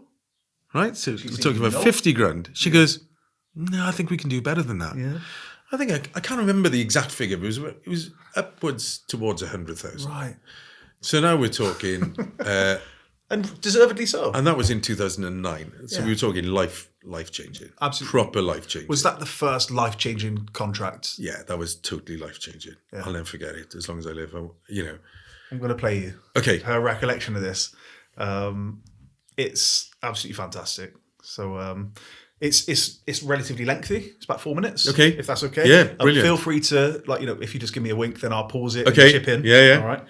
But I remember sitting in front of the TV. It was Christmas time, and this ad came on, and it was the meerkat. It was the meerkat, and it was Compare the Market, and it was the first time the ad had come on air. And I remember watching all the way through and thinking, this kind of takes us into the entertainment space, and I don't know what that looks like for us, but it looks completely different to how we look now. So I got in touch with an old retired couple that had done some wonderful things in the past in media.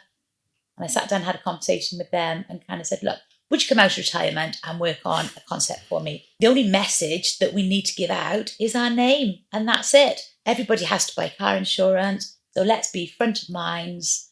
And how do we get GoCompare ahead of any other brand? They had one concept for me. That was it. Thankfully, I loved it. They had this drawing of this cardboard drawing of a figure, which was a very slim figure. It reminded me almost of the Ask Jeeves character. Yes. And it was this slim character with a wiry moustache. And they started singing the Over There song. They started talking through an advert of taking Over There to GoCompare. And I loved it immediately. I was thrilled with this concept, presented it to the board, and they all looked at me like I was crazy. Kind of said, we absolutely hate it. It is terrible. And I remember having a bit of a diva strop and kind of saying, quite frankly, I don't care what you think, I'm doing it anyway. Actually, what they said to me was, great, we will start recruiting for the character, but we'll have to get a singer, an opera singer and an actor, because we won't get somebody that can do the acting and the singing. It'll have to be 2. And I said, no, I don't want that. I want one person that has to be the voice and the performer. I want a round opera singer. I don't want your scrawny little Ask Jeeves character. I want a proper round opera singer that can sing phenomenally, that can act fantastically, and he has to be Welsh. So they looked at me like I was stupid, and they kind of said, Hayley, you are being ridiculous. We are not going to find that for you. And I kind of said, that is what I want. That's what you must find me. And they kind of toddled off saying, yeah, we're just not going to get that. Anyway, that's what they got me. How? So all the next stage for me then was I got a tape with a number of auditions on to watch. There's quite a lot of auditions on there. So sat down, watched the first one. No, the second one was Wynne. So his audition started to play, and pretty much straight away I watched through his audition. I stopped the tape and I said, he is the one for me. That's the one. So I didn't watch the rest of the auditions because I knew straight away he was the one for me. And it just so happened he lived around the corner from me. No way. Seriously. So I said, set up a meeting, let me talk to him and see where we get. And we've been best friends ever since. That's incredible. So that first meeting, how did that go? Fantastic. Just brilliant. Literally, the second that we met each other, we just started on a wonderful friendship that will last forever. The first ad launched 14 years ago yesterday. So it would have been just over 14 years ago. That's completely changed his life as well, right? Completely changed his life. Absolutely. I do remember kind of in that first meeting sitting down with him and saying to him, you do realise if you do this, this is going to be a game changer for you, but there will be potentially a lot of negative stuff that comes with it. And are you prepared for that? And I kind of talked through with him all the potential downside that might come to him personally. How did you foresee that at that time? I knew the ad was going to be annoying. Our intention, was to be annoying. I went into it wanting to be the most annoying ad on television. I wanted it to be a little thing in your head that just kept going. And with that would come a lot of good and bad. And he was like, yeah, no, I'm really up for it. It's great. And there has been an awful lot of negative stuff for him and an awful lot of wonderful stuff as well. Yeah. That's pretty much exactly as you remember. Yeah, she's spot on. Is there anything there that surprised you? I love hearing her voice. I just love it. I absolutely love it. It always brings a tear to my eye, mate, hearing that. Just two people being so lovely about each other. It's like, we need more of that. I love her. I think she's just the kindest, nicest person. When I moved to this house, I didn't have any money because I just got divorced. And, well, I wasn't divorced. I didn't know what to do, but I know I needed to provide a home for my kids. And she was, I'll lend you the money. I'll give you the money. The whole amount? She lent me a considerable, hundreds of thousands, yeah. Really? Yeah. She's just the nicest person you've ever met in your life. And she did change my life. She absolutely changed my life. And that was a sliding doors moment. If I hadn't gone to that audition, if I hadn't gone to meet Hayley, if I hadn't done the Welsh Rugby Union before, she wouldn't have remembered me. Mm-hmm. And so I've seen that audition tape. You have? Yeah. How do you reflect on it? Do you think I look nervous. I look, they've made documentaries about me for television, and that tape always crocks up. I've not seen it. Yeah, I'll get a copy for you. Yeah, they go, I go, hello, my name's Wynne Evans. I'm represented by Athol Still, and all of this kind of. But like she said, so it came out on August 2009. Yeah. We filmed in May 2009.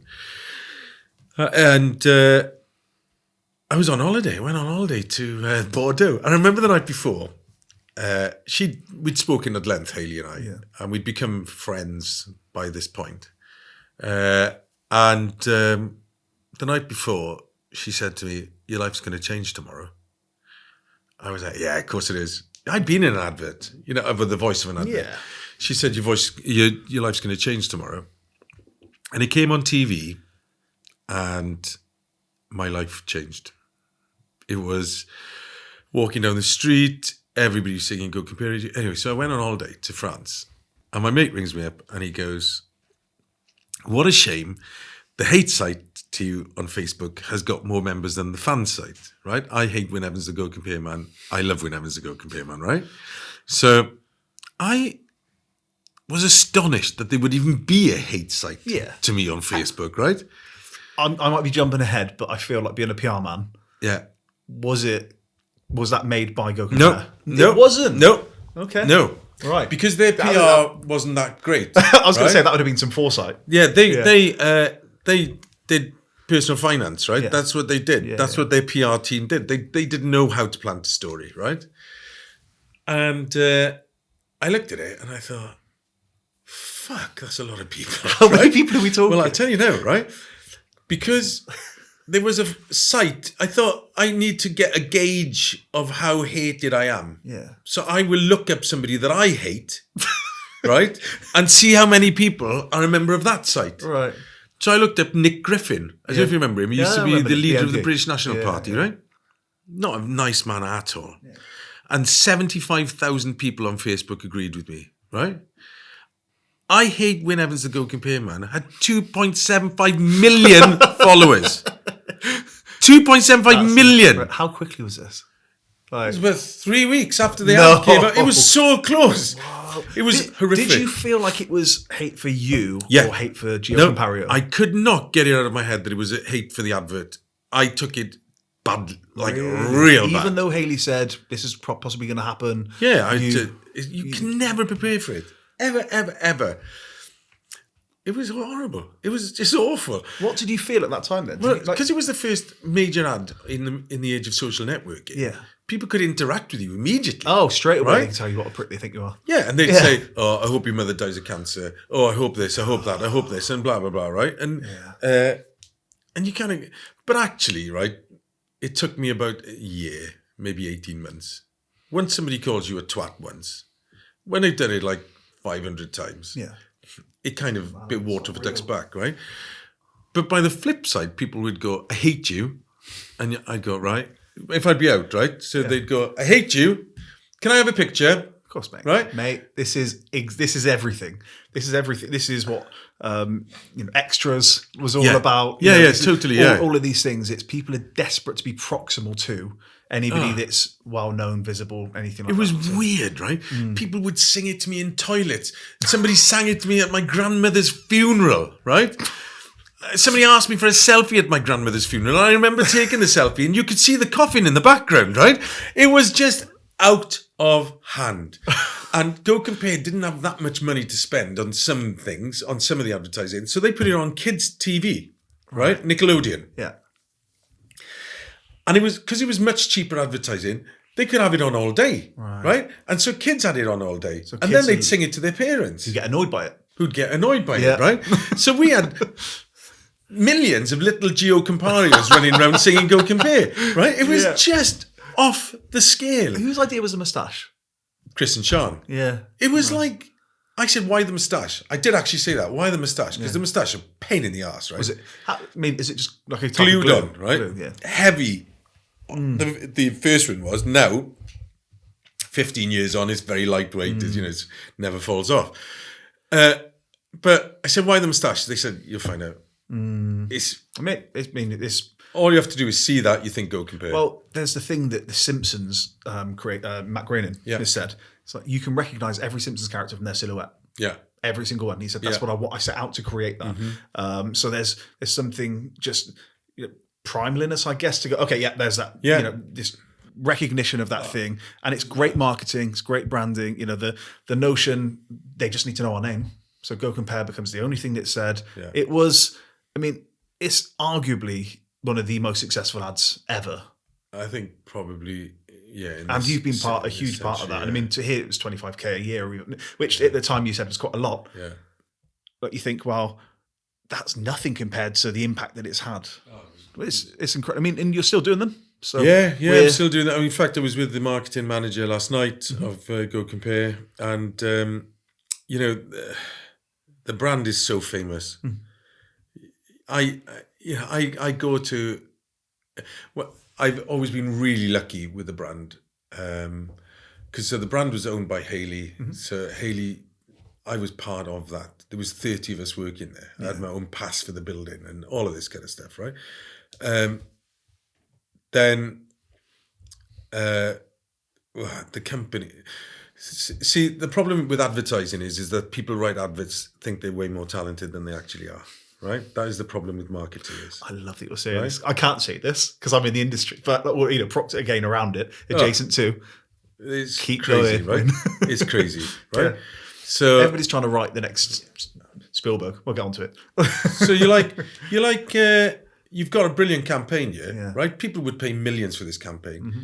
Yet they go, 3 years, right? I remember we had this guy there and he was like, we need to change the campaign, right? So they changed the campaign it was called The Land of Saving Money, right? Where they thought they would... I remember it. It's funny because at his leaving party, this guy, I was so pissed off I'd been written out of the ads, right? But they kept me on contract. Yeah. They were amazing, right? I was so pissed off I'd been written out of the ads. I remember at his leaving do, I stood up and I said, do you remember the Land of Saving Money campaign? And everybody looked at me. I went, no, don't worry. Neither does anybody else, right? And that was the thing about this campaign. Yeah. It was like, it was imprinted on your head. Yeah. You know, it was all you have to do is see Gio. Yeah. And even better than that, you could do radio and dun dun dun, you'd know exactly who it was. Yeah. What do they call that? It's like a sonic... sonic trigger. Sonic trigger. Yeah. Yeah. And I mean, it's phenomenal. I don't have enough good words to say about it. And for me, then, the company sold. Fortunately, the new owner wanted to bring me back. Yeah. He was already involved, wasn't he? Yeah. Peter Wood. So Peter wanted to bring me back and... we made a massive comeback advert. It was a minute and a half long, which you think for an advert is epic. It was like the most expensive advert. Yeah. We made it in Prague because we'd been filming a lot in South Africa and stuff like this, and we made it in Prague. It was just epic, and I loved every second of it, and it was like we're back. And he brought the original writers back, Chris and Sean. Yeah. So we couldn't believe it. We were like, oh my God, this is like back together. Yeah. It was just like that, and it was oh my God, I feel tearful now when I'm thinking about it. Yeah. Yeah, because it's like massive. It's been so big in my life. Yeah. You know. And my marriage was going wonky then anyway, so I needed felt this. Like a mainstay. Yeah, it felt like it was. It's a you. constant in my life. Yeah. You know, and I've been there for 15 years now. Have you ever at any point, I've used the word resent a couple of times, and I don't mean to again, but have you ever resented the ad? Can I go to the toilet and answer that? Yeah, absolutely. I think it's a good place. Yeah. And I'll tell you a story then. Okay. Wynne, not in any way, shape, or form. We recorded with the Hayley 4 hours. Oh, did you? Yeah. Okay. Hey, I love, again, podcasts. Yeah. The beauty of it is, it can be it's whatever not you just want 10 it to minutes, it can be whatever you want it to be. And we'll probably do this once. I want it to be fucking good. Yeah. So back Resented. to, yes. So I'll ask the question again. Yeah. I know I've used the term a couple of times, but did you ever come to resent the ads? I never did. I came close once. When was that? 2011. Wow, you remember specifically. Yeah. It's in my brain because I was approached by Universal to make a record. Okay. And they did some market research. We were about to sign. We'd done a deal. We'd done a brilliant deal with Universal. And they were like the biggest people in the classical crossover market. Of course, you're still performing in operas. Yeah, still doing all of the time. Yeah. So I keep doing opera until 2016. Yeah. And they did some market research and they found out that people hated me. And they pulled the plug at the last minute. And I got so down about it. I felt resentful. And then I had a word with myself and thought, I wouldn't even be in this situation if it wasn't for the GoCompare advert. So I wouldn't have even had the opportunity to get turned down an album deal in the first place. As it happens, Warner came along the week after and we made an album. It was not the week after. Did you approach them or did they? I was caught in them both. I shouldn't have really. I knew where I was going. I was going to go to Universal, but I was keeping Warner's on the back burner until the deal was signed with Universal. So Warner, it was a 6-album deal. Yeah, I only did one. You did one with Warner. One with Warner, yeah. And that was A Song in My Heart. A Song in My Heart. Now, A Song in My Heart went to number one in the UK classical charts. Did it feel like you'd landed as a singer then? No, I hated it. Why? Do you know what? Because my anxiety just overtook me, right? So I'd be looking at the midweeks. See, because an album comes out on a Monday. Yeah. By Wednesday, you can see where you are, right? You can see if you're going to get to number one. Yeah. Midweeks was shocking. And I knew they weren't going to do another album, and it just made me so anxious. I'd be checking. But you went on to become, within a few weeks, it became the number one. In the first week it did. In the first week? Sorry, my apologies. And the second week, it stayed there for a few weeks, yeah. So why were the midweeks bad then? Was it just a bad projection? No, they were crap. Warner's didn't put the album in Wales. Right. Come on. It was just like, it's a no-brainer, right? Yeah. That's my marketplace. Literally, yeah. You know? Wow. So, and one of the places where they didn't have it was in my hometown of Carmarthen in West Wales, where I could have sold thousands of copies. What success? What gets you to number one for an album in the classical charts? Oh my God. It's something that I don't have. Okay. I got to number one twice, right? But with the second album as well. But I haven't got the thing. Whereas like Catherine Jenkins, are we talking thousands, tens of thousands of units? Yeah, that kind of number, okay. Not masses. Yeah. Catherine Jenkins can go on a sofa for breakfast, look fabulous, sing, and still be going that night on Ant and Deck. Mm. I just don't have the capacity to do that. Yeah. I find it really, really hard. Whether it's because as an opera singer you only work 3 nights a week, whether it is because of that, I just don't have the capacity to work. I do work long days, but for that, I just no love for it at all. I have no interest in going on Alan Titchmarsh's show and singing La Donna Immobile or whatever it was I sang on it. I found it so mind-numbing. Like, why? Is that not everything you wanted though? Did you think you wanted it and then you realised you didn't? It just made me too anxious. The whole thing made me anxious. I didn't like it. I really, really didn't like it. You said earlier on that you spoke to a psychiatrist. Yeah. Have you, and possibly therapy and things, have you ever tried to unpick that anxiety? I've tried, but I know this sounds stupid, right? Where I fail, I should go and try and deal with it when I'm feeling good. Right. Whereas I go and see a psychiatrist or a therapist when I'm feeling shite. Right. And I'm already in it by then. Yeah. I need to be out of it. Like if I'm having good days, that's when I should book my therapy. Yeah.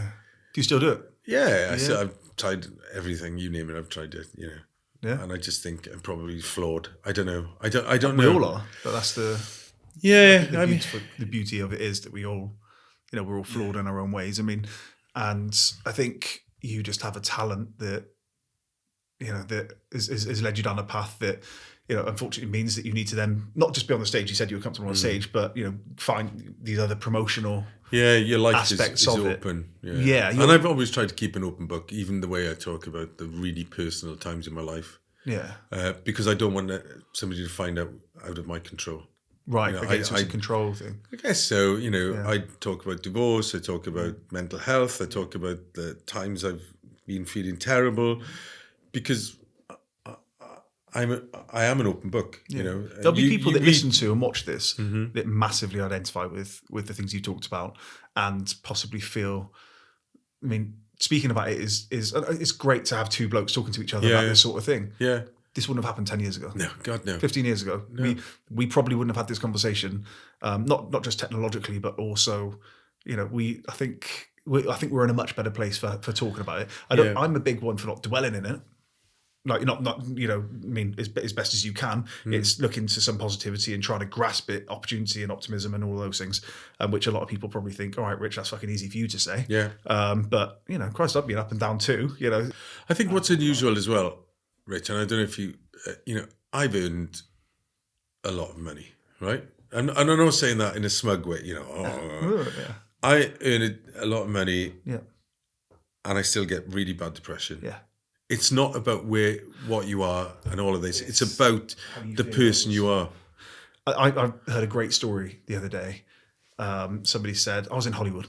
And I was at this director's house, beautiful house.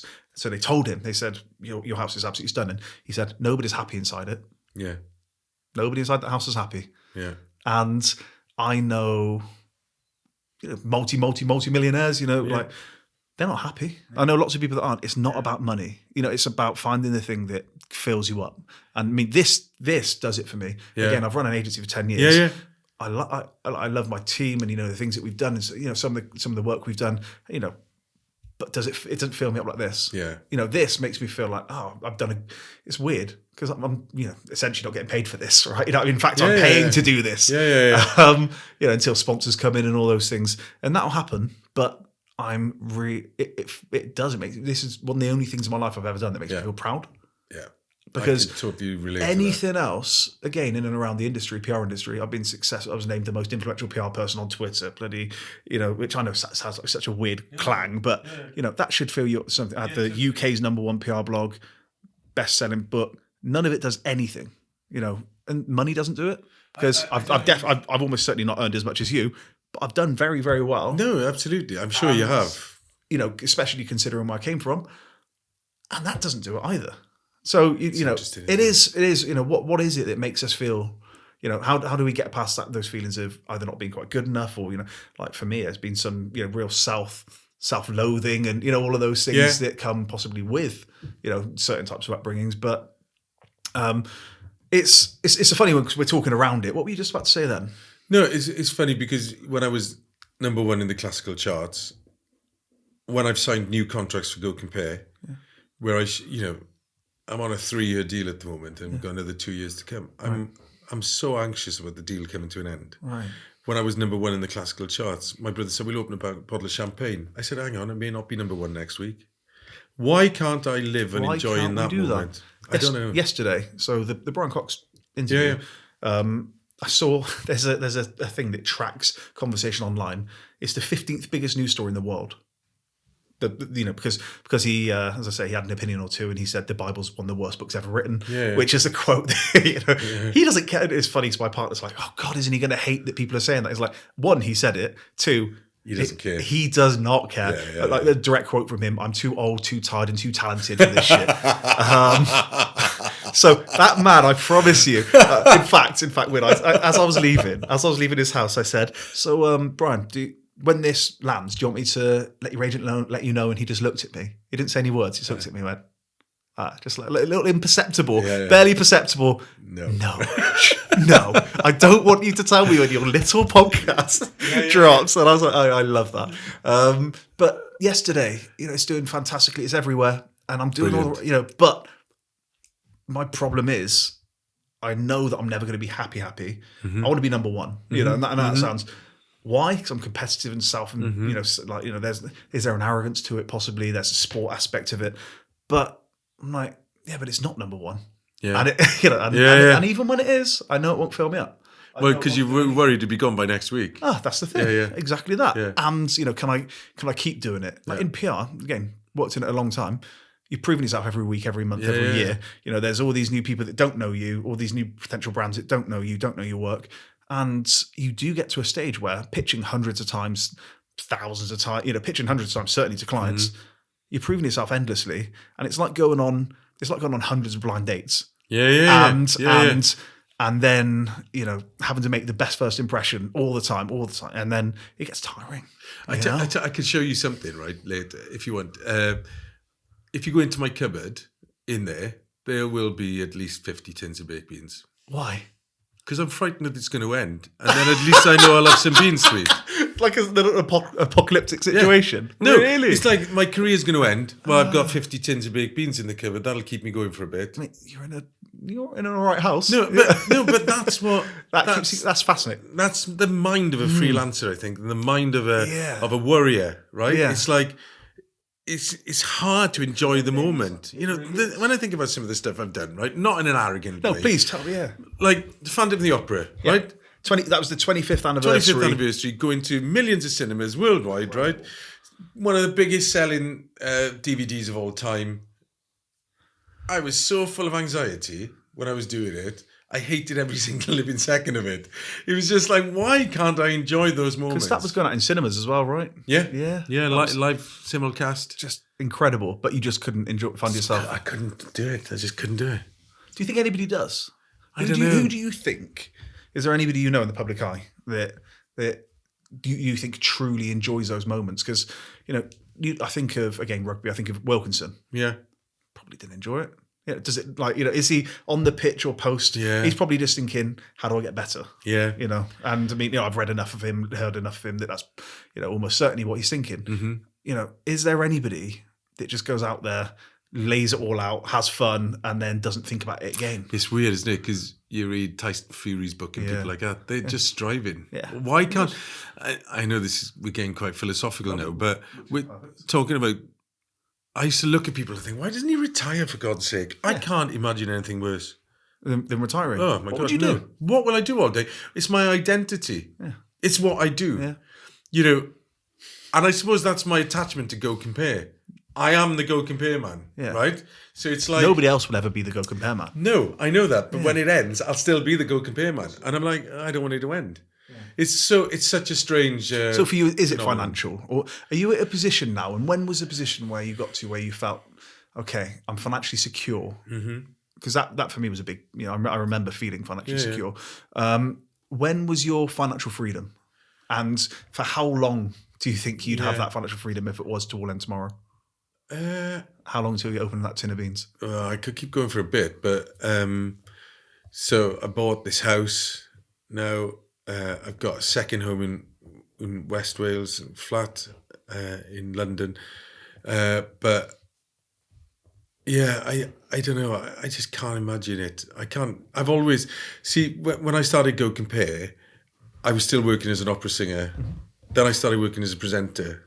So I was still doing GoCompare opera presenting. I remember doing some shows on Classic FM and having to lie to the Royal Opera House why I was late. And this went on till 2016. Right? There's evidence of why you're late, though, isn't there? Totally. Yeah. Oh, sorry, I was tube. I was not doing the breakfast show on Classic FM this morning, right? I mean, so stupid. Yeah. So stupid, right? And I remember getting caught out on it once. Oh, Christ. I was singing Traviata for English National Opera and singing at the rugby. Right. Right? So they said, oh, will you sing at the rugby? Yeah, I'd love to sing at the rugby, right? I'll phone in sick to English National Opera, right? So I said to the guy at the stadium, for God's sake, don't put it on telly, will you? The singing. What a dick. I was singing the bloody anthem. Of course you are. Right? You're right there, yeah. Well, it became Anthem Gate. I got sacked from the English National Opera. Well, I didn't get sacked, but I finished the performances and I never worked there again. Yeah. But coming back to when is the point? I don't know that there'll ever be that point. So have you ever had a point where you feel successful? And what is success to you? Yeah, it isn't even I brought this trophy to show you, the MasterChef. So trophy, funny, right? Wynne. I'm going to my note about exactly that. Okay. So you came first in Celebrity MasterChef. Yeah. Okay. You've had a #1 album, arguably, as I say, the most famous, or one of the most famous brand mascots. You like to win. Clearly, you're competitive. Very competitive. Okay, so none of that fills you up. None of that makes you think Does that mean that's a wonderful thing? And nobody knew that you had that in the bag. I mean, I'm sure your friends and family did, but yeah, no. I said to my initial thing was I didn't want to be first out. Right. So I'm competitive. Right? Yeah. So I went on a celebrity Welsh learning program, right? Because I didn't speak Welsh. Yeah. I was so competitive that before I went on the program, I learned to speak Welsh. Right? I had lessons every day. So were you for 6 months. pretending? Yeah, and I was not pretending, but I was doing this thing where I was like going. I remember the first day, and they were like doing the very basics. Yeah, I'm thinking, fuck, I already speak Welsh, right? So it's like and they were talking about this. You'll have this moment where you release the language, and it'll just come out of you because I remember that with piano. I remember the moment where I was like, "Oh my God, I can play a piano!" Whereas before you're a beginner, you're a learner. Yeah, and I'm still very much a learner, but where it comes together and it does click. And I don't speak any other languages. My French is meh, but that's what it must feel like. But for you, you're like, yeah, that's not coming, right? So I knew it was going to come though because I could already speak Welsh, right? So I'm on this program going. Bore da, but good morning, right. And the next thing, the penny drops. Apparently, I'm fluent. Right? I can speak every word you've ever heard. I'm so competitive, right? I went on that program. in 2011 or 2000, I can't remember exactly, right? I presented that programme in Welsh the year after. I went from the learner to the presenter. So when I went on MasterChef, I had cooked, Yeah. right, clearly. But you can't cheat on MasterChef, right? Because like you're either a cook or you're not a cook. But I did get all my mates to come the day before and bring surprise ingredients so that I could practice being put under pressure of like, cook a piece of fish, cook a chicken, cook a this, cook a that. What are you going to cook? It's funny because Greg Wallace said of you, I've never seen a celebrity cook like him ever before, and I'm not sure we ever will again. Did you go in knowing that you were good? No, not at all. So I could cook a bit, right? Yeah. I could cook a bit. Right. But I went in and it just the rub went with me, you know? I used a lot. I didn't even know I was going to do this, but I used nearly all Welsh ingredients. Yeah. Do you remember your final meal? Yeah, I do, yeah. Go on. It was tuna tartare with a mango egg on the top, which I made it look like steak tartare with an egg yolk on a wasabi and avocado base with cockle popcorn. And the main was cannon of lamb, which is when you have like the rack of lamb, it's the middle bit. Oh, okay. Only the middle bit with Nice. all the Very nice. cannon of lamb with samphire, porcini mushrooms, and it was on a bed of sourdough, so all the fat dripped off the lamb into the sourdough with pomme dauphine and fondant leek with a red wine jus. And then I made poached figs with a brie ice cream with a barrabrith, which is like a fruit cake crumble. And then I served them barrabrith, like my granny used to make, which is like a fruit cake with Caerphilly cheese, right? Wow. So I did this thing where I started using Welsh ingredients because you see other people on there and they are maybe from a Caribbean heritage or they might be from an Indian heritage or a Pakistani heritage, and they Bring those things, yeah, of course. So I thought, well, why don't we do it? Why don't I do that? Why don't I do Welsh stuff? Yeah. So I cooked like faggots, which is like, heart and all of that kind of stuff. For American listeners. Yeah. So it's like a meatball, but it's made from the offal. Yeah. So it's liver, heart. Oh, it's all the good stuff. It's all the stuff. And of course, when you're serving that, serving it to Rylan and Andy Peters and Vicky Patterson, you're kind of trying to say, it's awful. Well, it's like a meatball, a Welsh meatball. You don't need to know more than that. Just eat it. Yeah. And I kind of shot myself in the foot in a way because then you had to continue. I've got to continue this bloody Welsh theme, right? And when you're looking for Welsh oysters in the middle of London on a Thursday night, it's like an apprentice task. It's really hard. Yeah. So I had all the Welsh producers helping me, right? Like sending me stuff. I'd ring up the guy Lava Bread, so that's seaweed, right? So we use seaweed here, but people go, oh, what? And you think, well, sushi, right? We use so much seaweed in sushi, it's just wrapped in it, right? So, but we use it in its raw form. I just use it as a seasoning instead of salt. And but they were brilliant. They'd send me all this stuff, and I'd be using it on the TV, and I'd be, I remember coming off, and Wales is a small country, right? We're only 3 million people, and I remember the minister from our parliament here, who was in charge of food and agriculture. She rang me up and she said, Wynne, in the last, I feel quite tearful actually, in the last month, you've done more for Welsh produce than I've done in 15 years in government. And it was using all that stuff that the Welsh people loved. And I remember going on, and it was like, it was so important for me just to keep all that stuff going. I was insistent, like GoCompare. I did a homage to GoCompare on there. I did in the semi-final, I did a little puff pastry moustache, because I wouldn't be there if it wasn't for GoCompare. I wouldn't be on. I managed to get a whistle in to one show where I went. Oh, really? Yeah. I got it in, and somehow it got through. it's hugely important to me. And so when I went on, I was asked to go on like a lot of television shows on the day of the final. So we're talking the morning shows. The morning shows. I did them all whilst doing my radio show.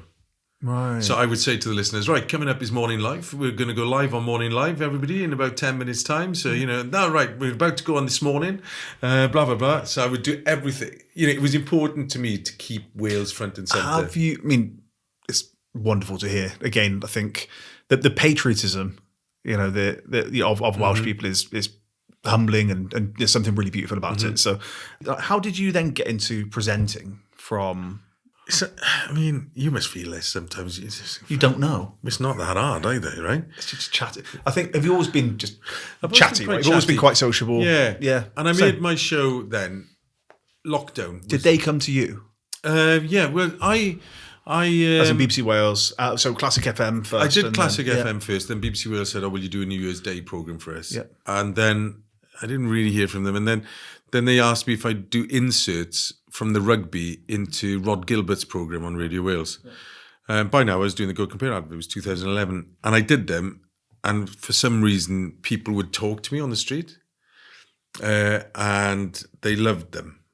And so they said, would you like to do a Friday show? So I started doing a Friday show, Wynne's Big Welsh Weekend.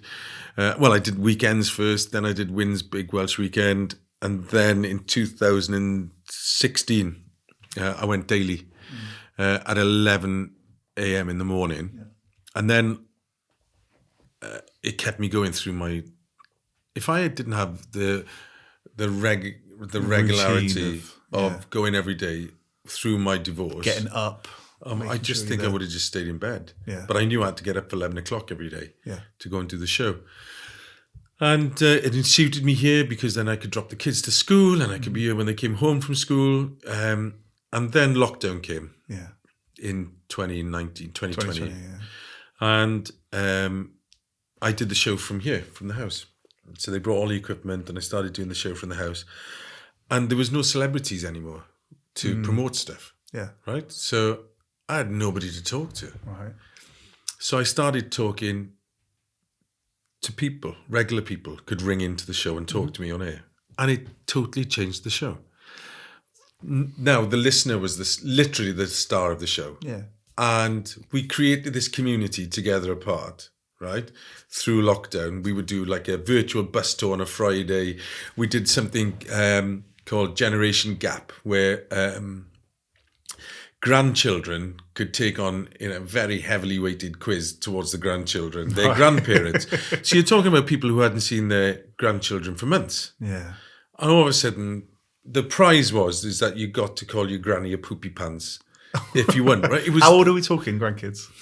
Some of them were like 10, some of them were 5, right. Up to 15, 16. Yeah. People would cry nearly every day because they were just apart from their grandchildren.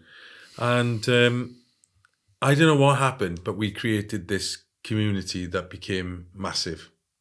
And it became so big that it was like the biggest show on the station. Yeah. And it shouldn't have been because it wasn't on the right time slot to be. So 11 till when? 11 till 2. So traditionally, breakfast is... Yeah, of course. Breakfast is the big one, right?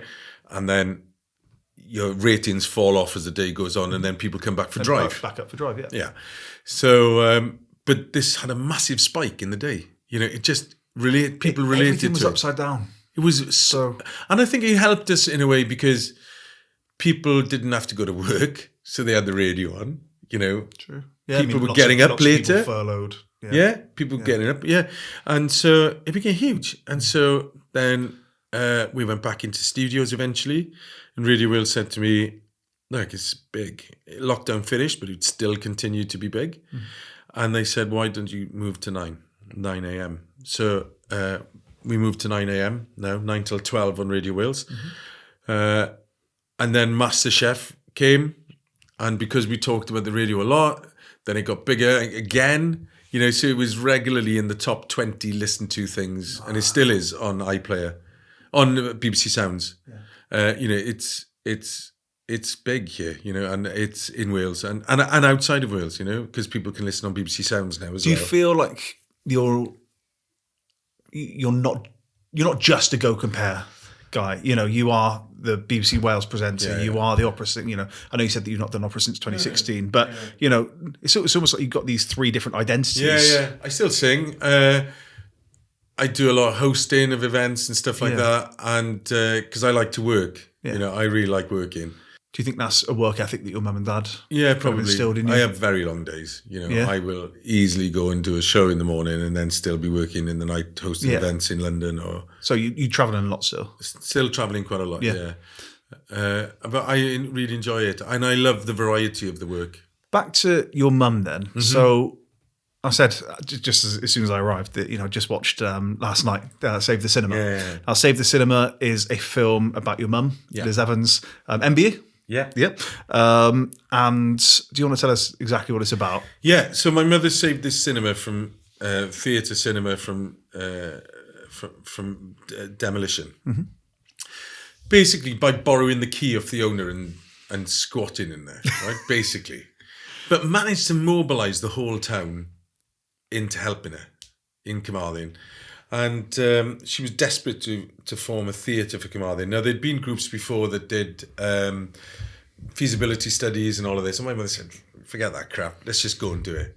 And we'll soon find out if it's feasible. So she got a band of volunteers and they reopened this cinema. Now, in order for it to work as a theatre, they had to show cinema as well. Because cinema was where the money was. Theatre was, a loser, really. So my mother was passionate that it had to be a theatre, but she did realise the economics of it and realise. So the film is slightly wrong, but the story goes. What are the differences? What are the key differences? Well, my age. So yeah, you're really young in. I'm really young in you're it. When you were 21 in real life. Yeah, and so I'm 21 in real life. 20, there's loads of little things that are wrong in it, but fundamentally the story is the story, right? So. We're a bit further along than the film suggests. Mm-hmm. So my parents had been there for a few years by this point. But one of the leading films in 1992 was Jurassic Park.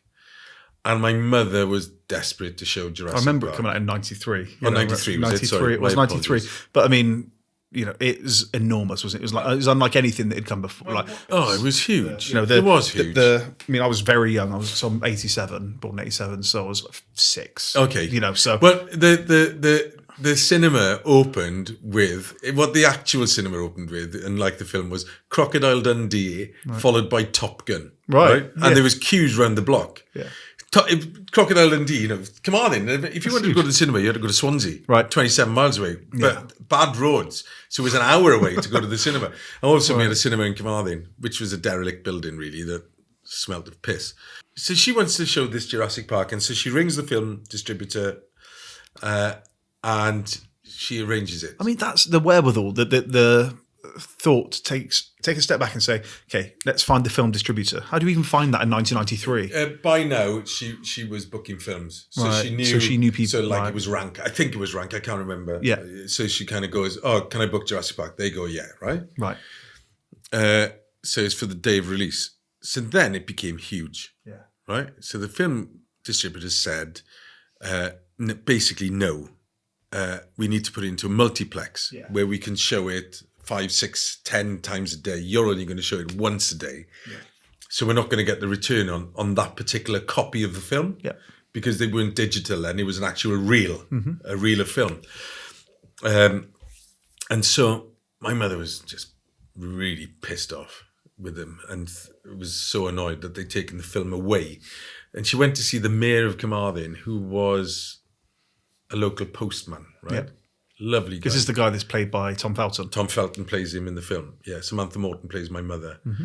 She says to him, "Richard, it's ridiculous, isn't it? Isn't it ridiculous that they've taken this?" He said, "Well, we should." He was the one that said we should warn Steven Spielberg, Elizabeth, and tell him about it. And she said, "Good idea, Richard. Good idea." Now, how they got this guy's number, I don't know, right? I don't know. Of course, the mayor in America is massive. Yeah, it's a big thing, isn't it? Yeah. Whereas here, like it's it's more it's more processional. Now. Well, it's more now in bigger towns like London, right? Because you get elected. But like, it's a bit of a. It's not a joke, but it's a bit of a. Yeah, I know what you mean. You're a local town councillor. You become the mayor eventually, right? Right. But to an American, the mayor sounds like a big deal. It's a massive. Well, you Mayor of think Carmarthen. Giuliani and people like this, the exactly. mayor of New York. So I think he rings up. Basically, what happens is the mayor of Carmarthen quickly becomes the mayor of Wales. Yeah. And the next thing, they send a fax. Yeah. And Spielberg's on the phone, And my mother bores him with the entire story about how volunteers run this theatre and how some of the kids would be in care and how, It's not untrue, though. No, it's totally true. Yeah. And how these kids have avoided prison and all of this kind of stuff through the arts, Mm-hmm. And he says, yeah, okay. You can not only have the film, but you can have the film the day before when Leicester Square is showing the premiere. And I'll never forget it as long as I live. We were there in Carmarthen in 1993, then you tell me. And I remember Vernon Mann. I don't know if you remember him. He was a newsreader at the time. No, I don't. And they had outside the lyric was like ITV, BBC, Yeah. Sky, all of them. All the news broadcasters were there with their satellite trucks. And I remember going, this is Vernon Mann, BBC or IT, BBC in Carmarthen, right? And it was £2.50 and you got a free popcorn in Carmarthen, and it was 250 quid if you wanted to go to the Leicester Square premiere. And my mother was so adamant that she was going to be this is a true part of the film, that she was going to be the first person to show it, not Leicester Square, that she knocked the clock forward. That's so funny. Because there is the bit in the film where it's your dad. Yeah. Knocks it forward. Yeah. Was it your dad in real life? What was? Yeah. Well, it could have been my dad. Yeah. My dad would just worship my mother, so would have done anything that she told him anyway. And so we're in lockdown, and my brother Mark starts milling around as a film idea. Yeah. They pitched it to Sky, and they only went and made the bloody film. It's incredible. I couldn't believe it. Yeah. I think Jonathan Pryce and. As you said, Tom Felton, Samantha Morton, all these big stars. Fantastic actors. And they went to Carmarthen to film it, Yeah. It was all filmed. It was all filmed in the cinema, and it was brilliant. And I don't feel the town council or the county council, Carmarthenshire County Council, really appreciated what it did for the town in lockdown, because it brought in so much industry into hotels, into the coffee shops, when nobody else was buying. Nobody else was going. You couldn't go anywhere. It was lockdown. Yeah. And I think it really saved the town in many ways, all over again. Because I think having a cinema there saved it. My mother was great in the town. She was a local legend, really. Liz the Lyric, they used to call her. Liz the Lyric, of course. Now, I guess your mum passed away. Was it 2004? Yeah. So she didn't get to see your fame. No, not she didn't get to see your notoriety, or you win Celebrity MasterChef, things like that. How do you think she would feel about what you've gone on to achieve? I think she'd be proud. I hope she'd be proud. My dad would be really super pleased. My dad had a new lease of life, really, after my mother passed away, because he lived very much in her shadow, and she was always doing stuff. Whereas when my mum passed away, my dad came to live with us and was able to enjoy his grandchildren a bit more and all of that kind of stuff. So I think my mother would be proud. She would not sit still, though. She'd be going, right, you've won that. What are you going to do next? And so, what are you going to do next? I have no idea. Have you got anything planned? I've got a couple of irons in the fire. Yeah? I'm doing Anything a new... to talk about? Yeah, I hate it when people do that. Oh, I can't tell you. Yeah. I'm doing a new TV series. So I've done a TV series down here which has become quite successful, called Wynne's Welsh 70s. I did then the 80s, then the 90s. Yeah, I saw a fetching photo of you in 80s get up. Yeah, I tried to do all of that. Yeah. So I make those with my dog. And then we had this idea, like me and Joanna Page, who's Stacey and Gavin and Stacey, would make a program together. Okay. So we're going to sail around the coast in a boat. Right. And pop in to various places and do various different things. Okay. Like what? I have no idea. So is this That's commissioned? Yeah, it's commissioned. It's being filmed. BBC One is being filmed in June. We still haven't worked quite out. That's the thing about my name, right? It lends itself to commissioning, right? It's Wynne, right? Wynne. In it to win it. I've made that program, right? Win at the deep end, right? Yeah. I made this program once, right? It was a radio program. It's called Win in Rome, right? Right? Awful. Terrible, right? And I remember getting out there with the producer and I said, what are we going to do? Right? Yeah. What's the premise? It had been commissioned, right? Yeah. And it was called Win in Rome. And it was centered around the rugby, Right. when Wales went out to play rugby. Yeah. And I got out there and I said, what are we going to do? He goes, fuck knows, we've just got a title. All we had was a title, right? I said, what we'll do is, right, we'll go to a pub, right? We'll go to a pub and we'll just tell people we're there. Right. And we'll see what happens, right? Yeah. So he goes, This is just a holiday. Yeah. So he goes, it's a bit risky, right? So anyway, I'm on the radio the day before and I said, don't forget next Friday, Win in Rome. I shall be in this pub in Rome. Yeah. If you want to come along, and we'll make a radio show about it, right? Oh, God, right? We got to the pub. I was on air at 1, I remember. Got to the pub at 12:30. Everything was set up, ready to go. The pub was empty, right? Right. And I said to the producer, oh my God, this is the day our luck ran out. Yeah. This is it. That's it. We've got nothing to do. We had to be on air for 3 hours. I said, Was it live then? Was it live? Yeah. Oh my God. I was like, okay. we've got nothing to do. Yeah. We've absolutely got nothing planned. We didn't have a guest, right? It's about 5 to 1. The door opens, right? This guy goes, is this where Radio Wales is? I thought, well, at least we can talk to one person. Yeah. And I go, yeah. And he goes, come on, boys.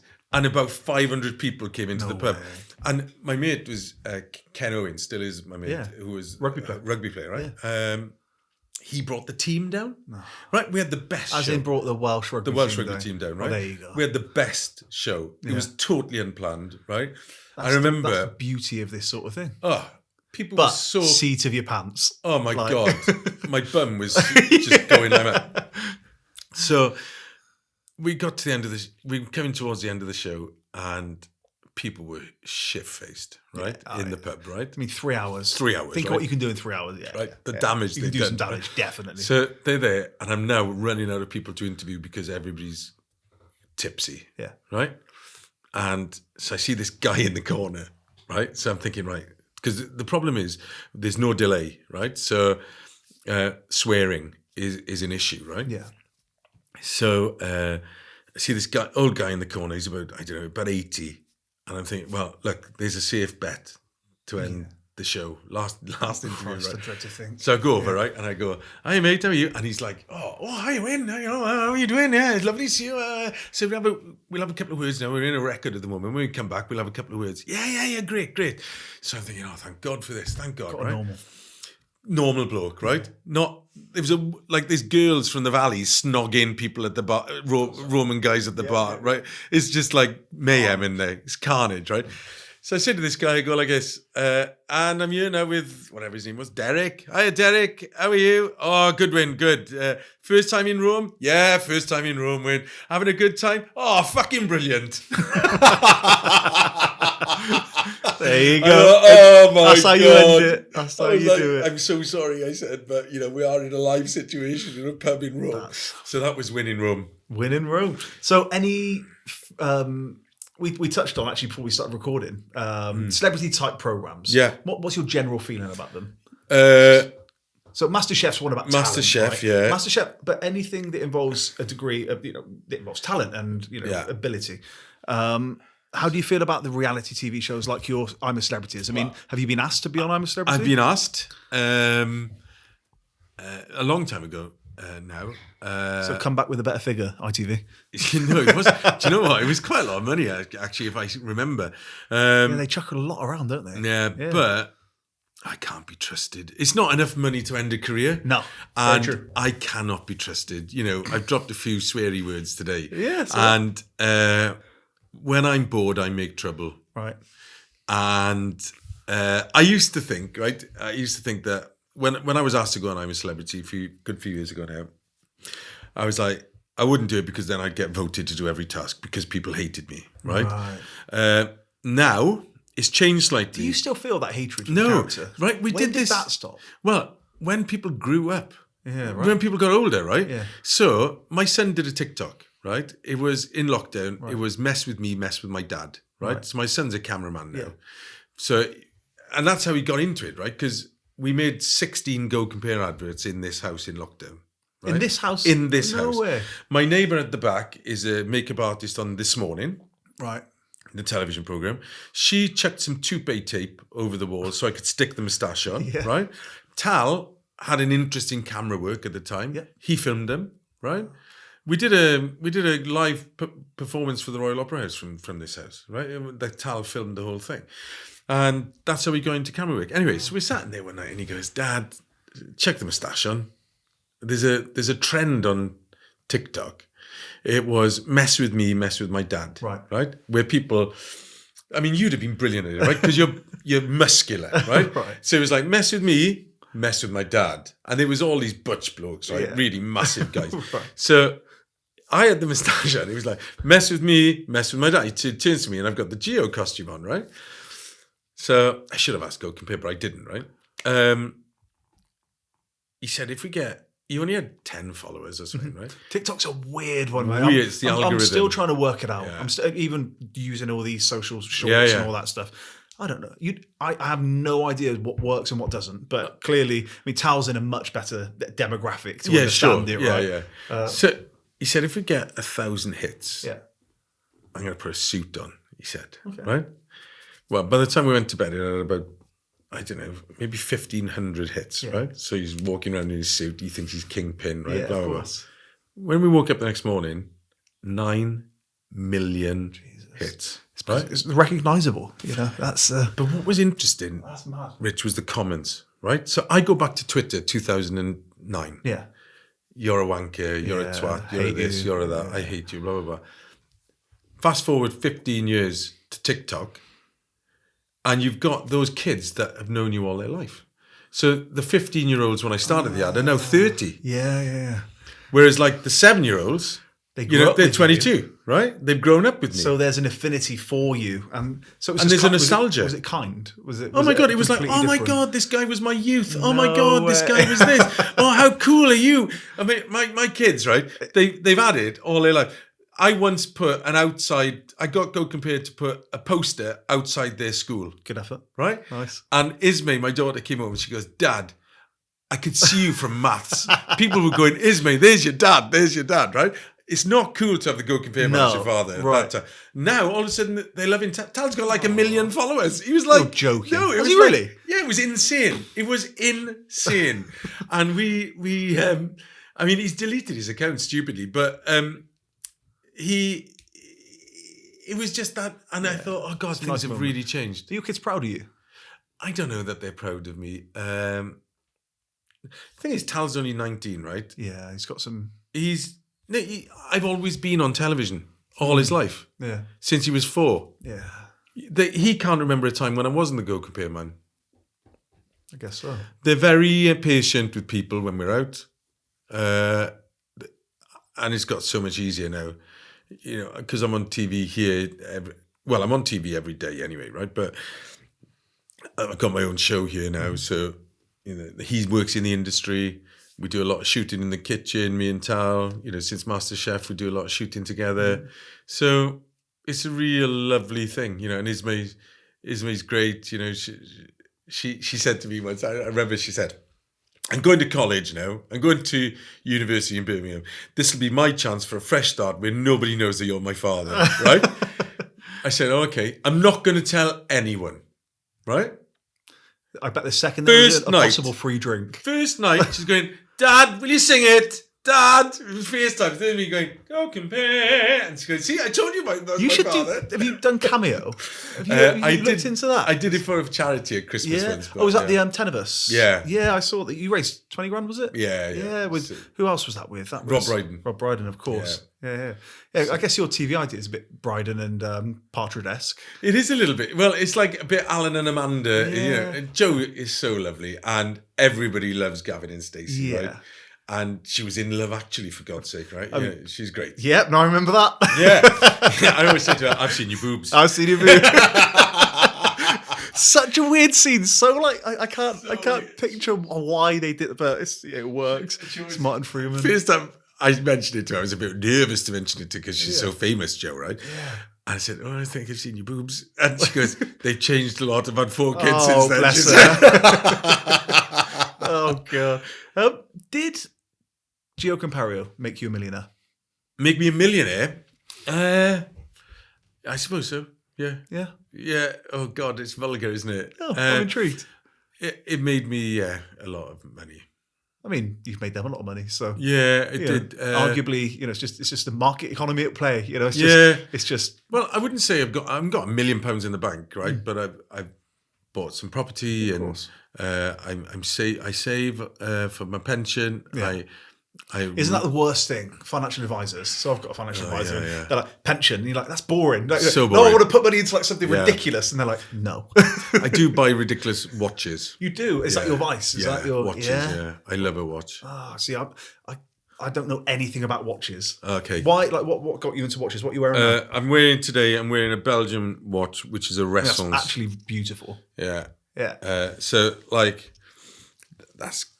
I bought this the other day in New York, so it's they were quite expensive. But what is quite expensive? I'm intrigued. 15,000. Wow. Okay. So quite expensive. I used to know somebody that would rent watches. Oh, really? Yeah, but he'd rent it for a month. Yeah. And spend a lot of money renting it. Yeah. And it's just something that's never crossed my mind. I never liked to watch, and then like people were like, oh, you should get in. Try and get into watches. So have you got anything else you're into? I noticed that there's a ton of wine in that. Quite a lot of wine. That rack there. Yeah, I like. So wine. you into wine? Are you into like good wines? What's the? Yeah, I haven't got really expensive wine. I had one expensive bottle that somebody gave me, which was worth thousands, and you drink it. Yeah. In the end. When did you drink that? It was one of those ones that lay there for years, right? You never know. So my partner and I, with our newborn, we're like, we should crack open that champagne that's been sat there for ages.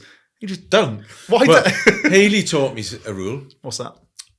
Always drink the champagne the day you get it, because there'll never be a better occasion. That's a wonderful idea. Yeah. Okay. And so that's what I do now. And that wine that I had that somebody gave me, eventually I opened it. What was it? It was 2004 Rothschild. Okay. What's is that? It was a few £1,000s, right? It was a gift. Yeah. And what I did was, how mental is this? I did a taste test with my 2 brothers. We were all sat here, and we had a £4.99 bottle, like a £100 bottle, and then we had this bottle. Yeah. Could you tell? No. Shit. Oh, God. And I often do this, because I love nice food and stuff like that. And when they bring the wine round, right? I don't know, right? Sometimes I know I like a New Zealand Sauvignon. I like that. Sometimes I smell it for ages and go, is it red?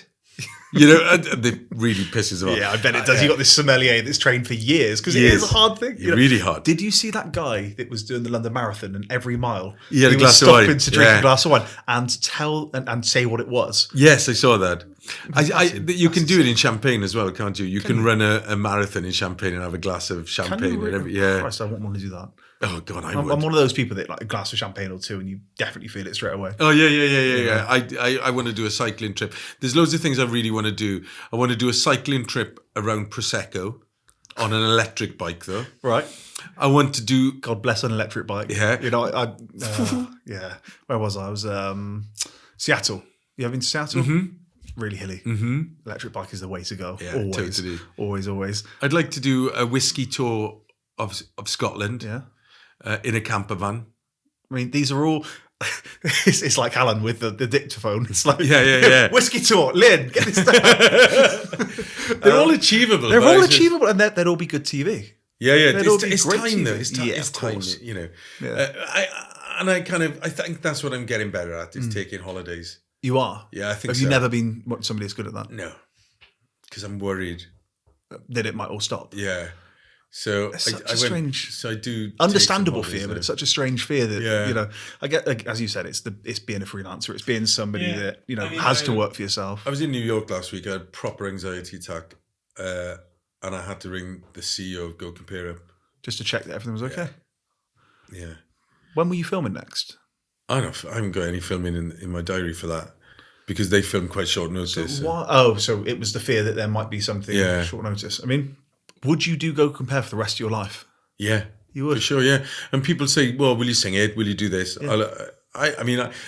I tend not to sing it out and about sometimes. Yeah, it can be a bit of a pain in the ass when you're around pissed people. Yeah, but I never like that. Bringing you back to the question you asked me earlier, I never resented because it's made me everything. Yeah. You know, it's bought this house. It's bought me a car. It's bought me everything I could possibly want. I wanted to ask about fitness. You said about cycling. Yeah. You have lost weight. You know, you lost a ton of weight, and you showed me your gym earlier on, and I love it. Talk to me about fitness right now. What does it mean to you? It's amazing actually because I wasn't a sporty kid, right? So, and I think if anybody's listening, I think there are kids that it's this between 4 and 8 thing again. Coming back to that, you know how we're programmed as kids. I think if you do sport at a young age, then it's always in you. Yeah, right. Agreed. I didn't do any sport.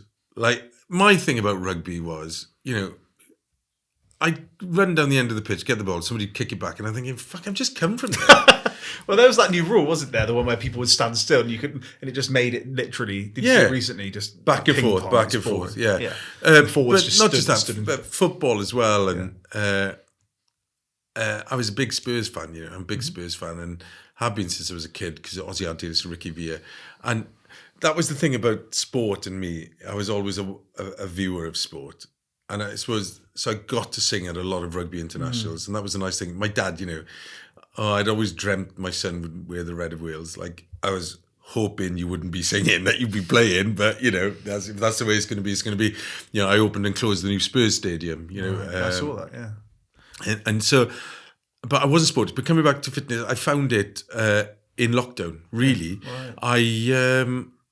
I got myself a Peloton bike. Yeah. And I know you've interviewed Susie Chan, haven't you? Susie Chan was absolutely wonderful. Was she? She was just, oh my God, like the most energetic person. Yeah. Like she was sat there and she's like, you know, sat on her hands. You know, you could tell she just wants to get moving. I'd love to meet her because she's great. I'm sure I can. Can you connect together? I've lived with these people in my gym, right? Yeah. So I started the weight loss program just in lockdown. Then I came back to it.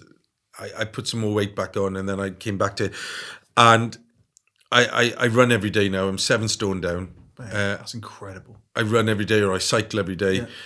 I don't do so much weights, and I should do probably. But I'm a big advocate for everybody should do weights in my mind. Whether you're 14 or 80, you know, get like there's nothing like building bone density, and also the kind of people are like, isn't it going to help you worsen injuries and things like that? Yeah.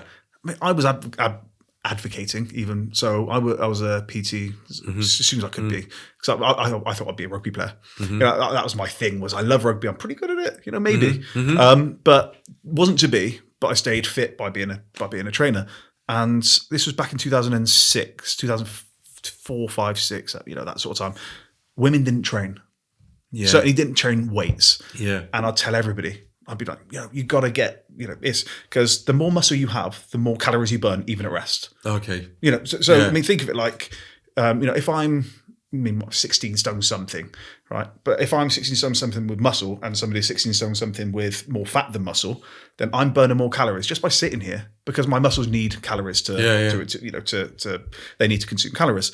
So I'd say to girls, like, I want to tone up. It's like, okay, well, let's get you on weights there. Oh no, I look like Schwarzenegger. It's like, I can't look like Schwarzenegger. Yeah. I've got so much more testosterone than you. Yeah. There's no chance that you're going to. What it'll do, in fact, is it will just help you with that, because when people say tone up, what they really mean is they want to spot reduce, really, which we can't do. Yeah. Science says you can't spot reduce. You can lose body fat, though. Yeah. It's funny, I found such good mental health vibes from the running. It's great. The sweat.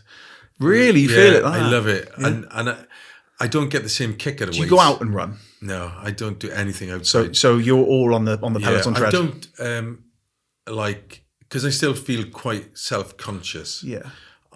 So I've got my own little gym here. There's no way I'd go to a gym. Really? No way. Is that because you are Wynne Evans? Maybe a little bit in Wales. I feel really self-conscious. Right. So I run every day. Yeah. I would never call myself a runner. But I go out. Susie and I spoke about this. Oh, really? Yeah. You're a runner the second you put on your trainers.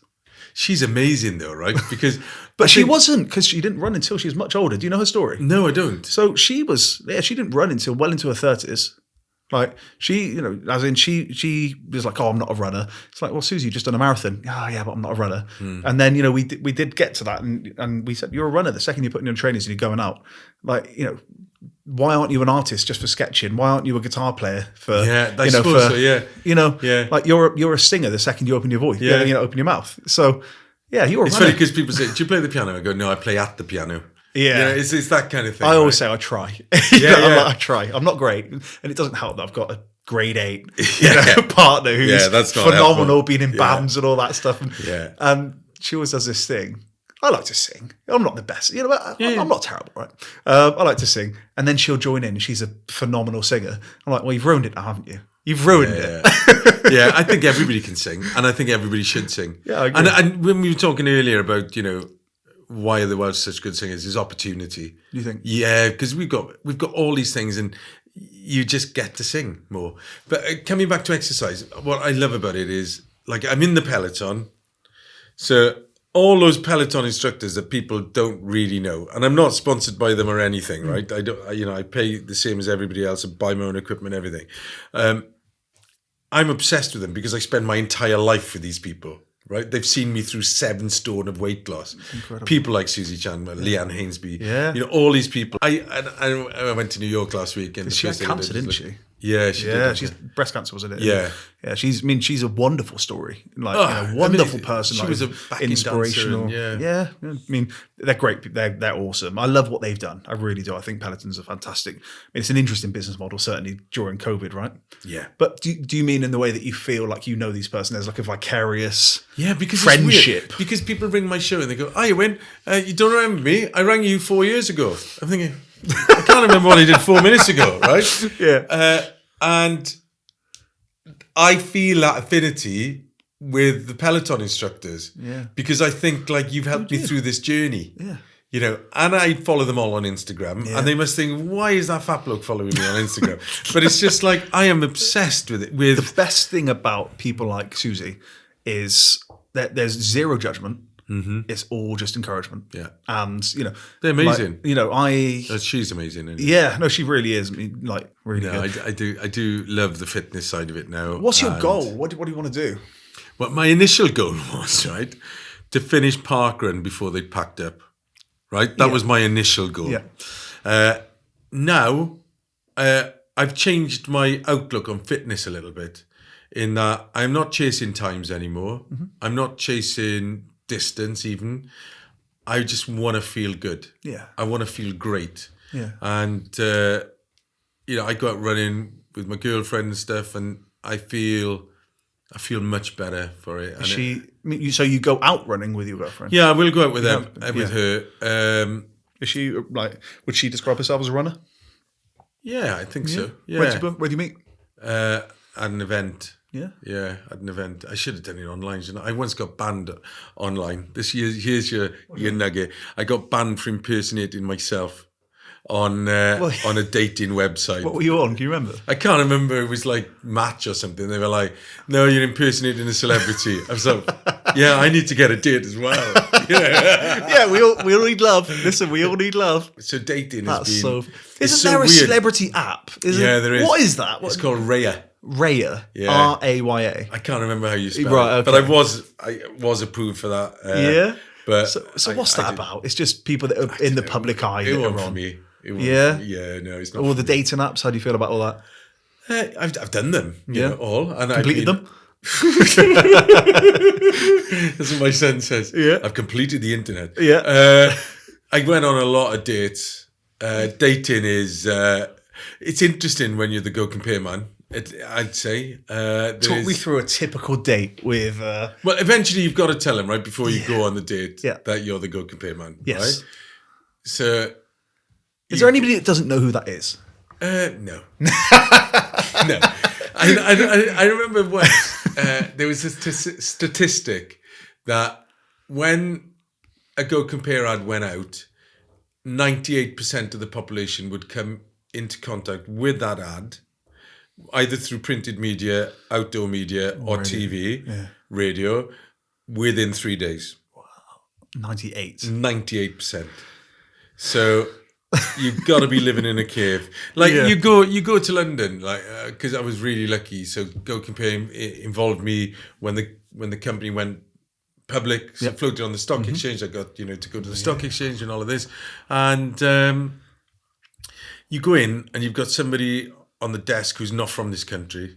It's from somewhere else, and you go, "Hi, I'm here with GoCompare," and they go, GoCompare, and you think, honestly, people just know that ad. Even people not in the UK. Well, it's shown a lot in Spain and Ireland and anywhere that's got an expat community, right? Yeah. Was it weird? Was it like or is it as you're sat across? I was from married them? for 16 years. We were together for 20. I hadn't been on a date in 20 years. Yeah. It's hot. It's really, it's changed. I think people don't go to pubs anymore. No, I know. I think, because I've never done the dating app thing. Okay. So I was in, long-term relationship, married, and then out, and then met somebody. Yeah. I don't think I'd do it. I don't think I could put myself, and it sounds conceited, but I'm like, I shouldn't have to prove myself so hard to you. Yeah, do you know what I mean? There's a thing. It's like, are you on 6 figures? Are you 6 foot plus? And it's like, all of these things. And it's like, what are you bringing to the table? Yeah. Yeah. I had a killer question though that could get me a date with anybody. Go on. So you would go into, because most people, they obviously I'm overweight, right? So I was on the back foot already, right? So people would swipe past you. So if you did like see somebody you liked, most people go, "Hi, how are you? How's your day?" Blah, blah, blah. Yeah. I'd go in with, right, what's your favourite flavour Pringle? Right, okay. And people cannot resist answering that question. What is your favourite flavour Pringle? Yeah, well, barbecue. Barbecue, yeah. Okay. What would you go for? Cheese and onion one, probably. Cheese and onion. Yeah. You know what my kids used to do, yeah? What's that? Take the Pringle, lick it to get the flavour off, and put the Pringle back in the box. That's despicable. So minging. So that was my line. I like it. And it did all right. Yeah, I did all right with that line, yeah. There you go. There's Wynne's dating tip. Yeah, I tell you what, though. Some people really do not look like their pictures. No? No. You know that Ricky Gervais one where the girl walks in and he kind of goes, right? It was a bit like, when did you take your picture? I think 1983. Yeah. So I had some good dating some good dates and like, I always used to after a while, to avoid tapas because you don't like to eat in front of people, yet you shovel the wine back like it's going out of fashion. So the next thing you're shit-faced on a date, which is not a great look. There was a lot of that. And I met a lot of nice people and a lot of nutters. While you're on, did anybody date you because you're the GoCompare man? Of course. Why? A lot of people. Yeah, loads of people. Yeah. Loads of people. So you met your now girlfriend though, just at an event. Yeah, I just think it's better. You know, just like you can see and feel. There's it's just so much more personable. But what do I know? I'm divorced. So, I always say the same. Don't ask me for dating advice or relationship advice. But so happy. How long have you been together? Yeah, not long. I came out of another relationship. And then nothing, and then just recently met this other person. So, it's good. It's not fun. putting too much on it. Yeah, I'm sort of way more philosophical now about that, and I still worry. I worry about dying alone. That's one of my worries. Well, I spoke to. I was in a cab the other day in London, and the cabbie was 70-something years old, and he said, I'm going to keep doing this till I can't. Because he was talking about retaking whatever he needs to retake. And he said, he was divorced. And he said, the thing is, mate, don't get old alone. Yeah. He said, don't get old alone because it's like, what else am I going to do? Yeah. And there's a real sadness to his, to what he said. And I was like, that's all, all we want is to be seen and to be loved and to love. Yeah. That's as basic as that sounds. It's fundamental. So when I interviewed Esther Ranson, once, and she said, we were talking about loneliness, and she said, you can be lonely in a full room, you know? Yeah. And you totally can be. 100%. You filmed a few ads with some famous people for GoCompare. Some incredibly famous, odd people. Yeah. One was Stephen Hawking. Yeah. How was that? Bizarre. Talk me through the whole thing, because I mean, when was this? This was 2013. Yeah. So And the premise was they're trying to kill you off because that's what the public want. yeah, it was bizarre, that campaign. But It was like, why would you kill your brand icon? But there we go. What do I know about advertising? Stephen Hawking wanted to be in an ad. He's a massive opera fan. is he really? Yeah, massive. Wow. And we ended up doing this other gig in Edinburgh together where I sang and he did a presentation. It was bizarre, right? It was a weird, it was a friendship that nobody ever saw coming, really. Would you have considered you and Hawking friends? No, we weren't friends. We knew each other. Yeah. You know. How many times did you meet? 5, 6. I mean, that's pretty cool. It was good. To have kind of, I've made friends with like people that you wouldn't. Who's the most unlikely friend you've made? Jamelia. Oh yeah. Yeah. What did Jamelia sing? Superstar. Superstar. That's a big one, wasn't it? Yeah. Luca Bish from Love Island. Yeah. I like people with real character, really, and kindness. And anyway, so Hawking is there now, right? See, I want to meet the singer, right? So I'm there because I want to see Stephen Hawking, right? And he comes into the room. When he comes into the room, I had that real feeling. The hairs on the back of my neck stood up, and everything. This is a character. This is somebody you know goes down in history. Yeah, totally. Right? You know. Yeah. So I go over to him now, and I hadn't quite thought it through because. Oh God! Did he make a joke? No, I didn't. But I did feel like a dick. No, it was worse than that. Why? Because it took him about a minute to formulate a word, right? See, he's using that. What is he using? Right. Basically, he's got a sensor in his glasses. Yes. And he looks left and right. That moves the mouse on the screen, and a blink is a click. Yeah. So for him to say please, he's got to look around. 5 blinks around. Yeah. Right. Yeah. So I say, hello, Stephen. It's such a pleasure to meet you. And on behalf of GoCompare, I said, thank you so much for agreeing to do this ad.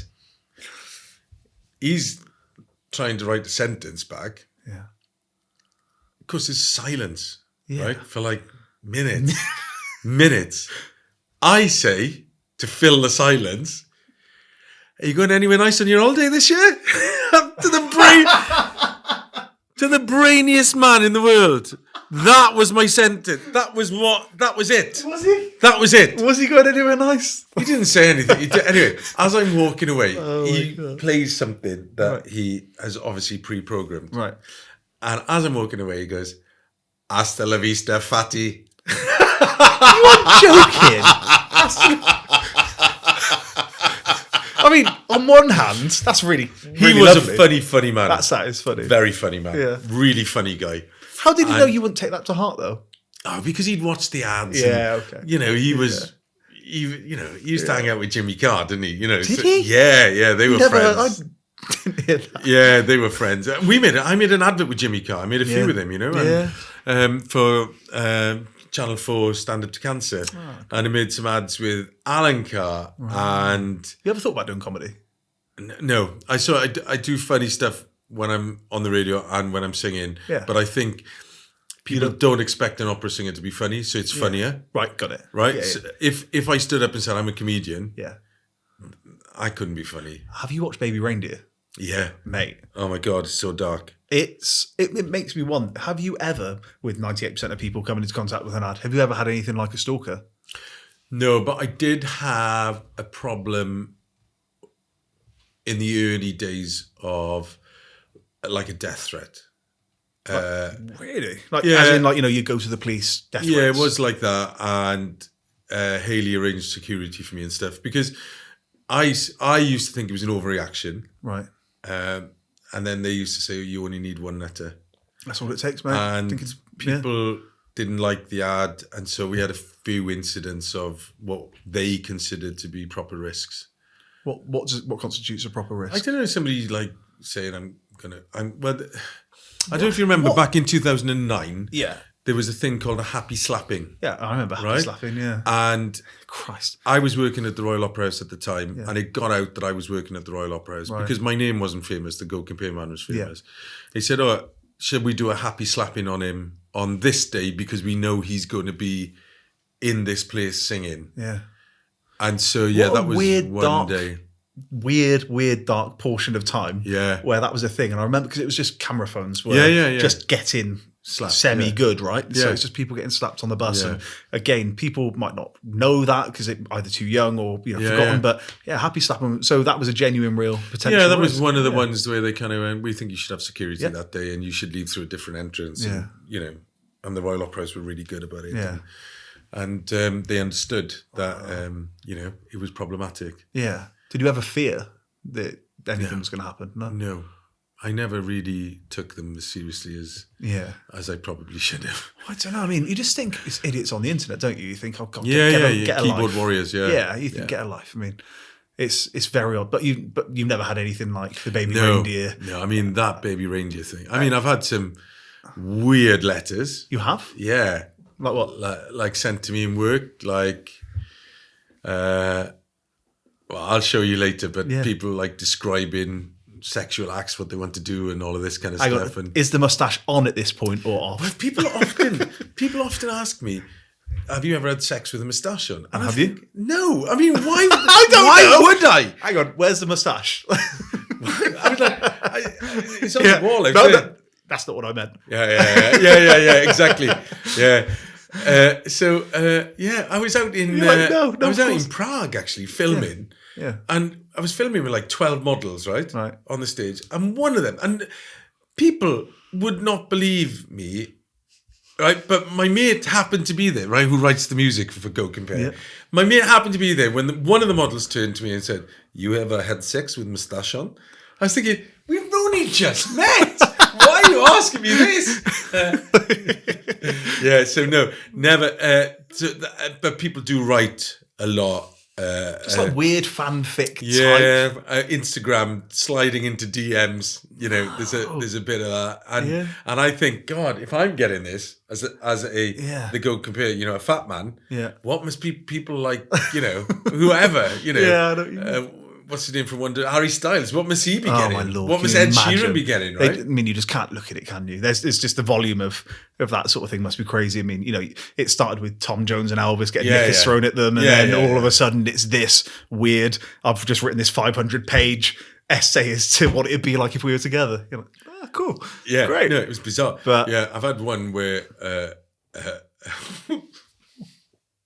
he was sent to me in work and I thought the paper was dirty, and then it turns out that the last sentence was, and just so you know, I can't even bring myself to say. No, you have to. You must. She said, I rubbed my bits and bobs on the paper below. So, Oh, God, no. No, I just dropped the letter and went, oh, no, that's disgusting. No, you can keep it. It's fine. Oh, God, I tell you what, we oh, no. Oh, bless you. I've got another thing to play for you. Yeah. From Hayley. Okay, cool. Before I do, rugby, we've touched on it a lot. Yeah. You're a fan? Yeah. Yeah? And obviously you touched on Ken Owens and your other friend, Rupert Moon. How do you feel about Welsh rugby right now? Welsh rugby is in a difficult place, I think, at the moment. It's an interesting place because GoCompare are the shirt sponsors now. Yeah. So I've got to hang out with them a lot, and my friends are the older guys. Ryan Jones, all those people from Tom Shanklin, Martin Williams, all the people from the olden days, Wynne Evans. But it's a rebuilding, I guess, and has to be. Gats is he's a good bloke. He's the man for it. Well, I've been down and teaching him to sing and stuff. Teaching the boys. Yeah, I did it because Ken is a very good friend of mine. Ken Owens. Yes. And Ken was captain, but he was also choir master. So he said, "Come down. We're in camp." Did they do that thing that England do, where on your debut you have to sing? Yeah. They do. Yeah. When you get your first cap. Get first cap, And your 50th and your 100th. Oh, well, okay. Yeah. So yeah, I mean, like Ken, right? So he's a lovely bloke. What people don't know about Ken is he's a massive musical theatre fan. No way. Yeah, huge. He can sing Limmies beginning to end, every single word. So he's really into his music in a big way. And yeah, I think it's been last year, thanks to GoCompare, really, I got to go to every single Six Nations game, home and away. And that was nice to do as well. I mean, we lost away as well. everything, right? But but still, I mean, Zamet. Obviously, I'm a Gloucester boy, yeah. so Welsh rugby fan. Yeah, Zamet, yeah. Are you following his? Yeah, out in America, he's playing in Kentucky now. I was lucky enough. Kansas In City. Kansas City, sorry. Yeah. I was lucky enough to go to that game in Lyon when we beat Australia, and it was just like That's phenomenal. it was. And I lived in Lyon because really? I worked there as an opera singer for 3 years. Okay. So I went out there again with GoCompare, and we had the best time, and it was just like and then out in Rome last year as well. Got to see the boys afterwards, and hang out with them, and I've been really lucky like that that I've got to get inside the Welsh team, and even the boys now. So we make these little social media films with the Welsh team now because we're sponsoring them and the women, and that's really good fun actually, really good. It's lovely to be part of all of that, and the same to be part of the Spurs family as well. I get to I'll ring up Spurs and they'll get me some tickets for a game, and I can take my son and he's a big Spurs fan as well. So yeah, I do love all of that. I love sport. I just love. I know it's such a basic thing. I like lamp, but Yeah, I just yeah. love how it pulls people together. Well, So- last week. I went out to the Yankees. yeah, And a I've mate seen of the mine, Yankees play. a friend of mine is in the Hall of Fame. Who's she became a fan. Her name's Claire Smith. She was the first African American female journalist to cover baseball, and they put her in the Hall of Fame last year. And she became a fan of mine when I did a concert, and she happened to be watching. And so she arranged for us to go on the field and everything before the game. We met the manager, we met the coach, we met all the players. They do it well. Oh They do God, very, it was very just well. fantastic. I had the best time. I absolutely love it. It's Hayley talking about going to the rugby. Okay, No, it's carnage. she doesn't get onto that. It's a way nicer way to Okay. to wrap this up than us talking about people rubbing their bits and bobs on paper. All of that, right? Yeah. I think the thing with Wynne as well, you hear it's always his singing ability as well is always mentioned. His singing ability is phenomenal. One of my greatest pleasures in life, I love standing next to him at the rugby and he sings the national anthem. And it is the most wonderful thing. So I'm jealous of the Welsh national anthem. As an English rugby fan, I'm very jealous that you get to sing that, and we. I have. I'm very patriotic. I love English rugby, but yeah, it's just that bit better, right? I have the worst singing voice you've ever heard, and he has the most wonderful voice. Lucky that It's he's not really good. loud. And I love that he will almost he will just belt out the anthem.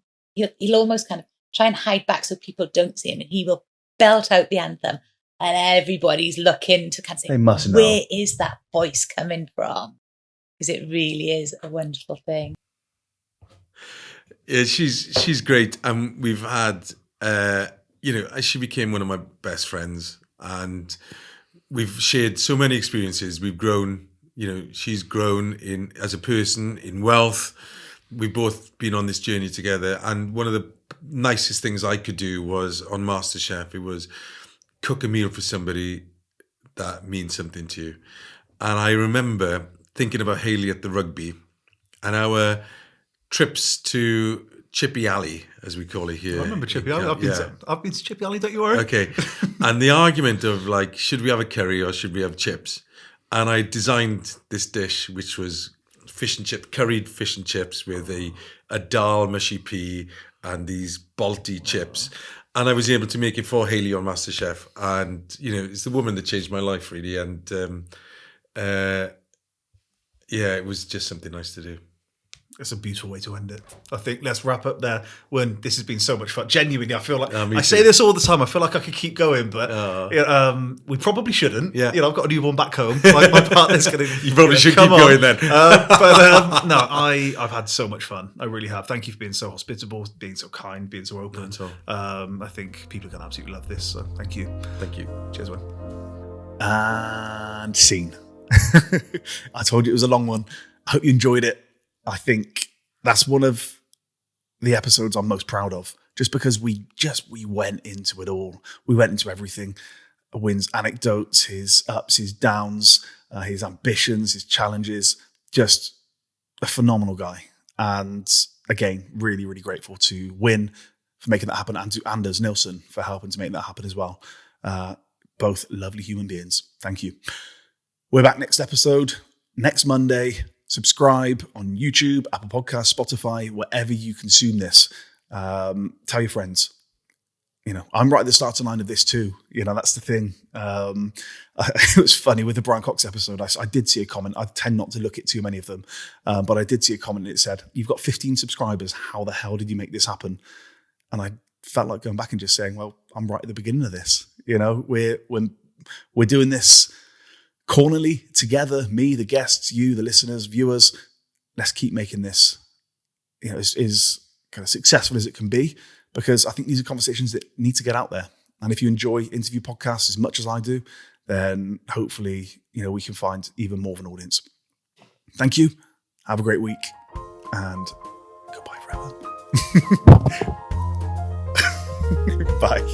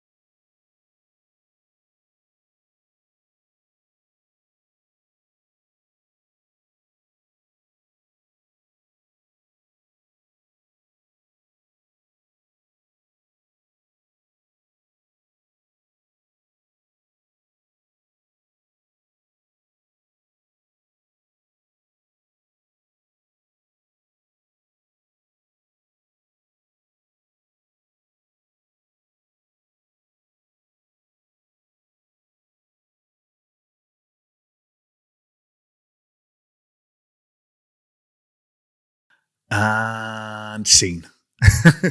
I told you it was a long one. I hope you enjoyed it.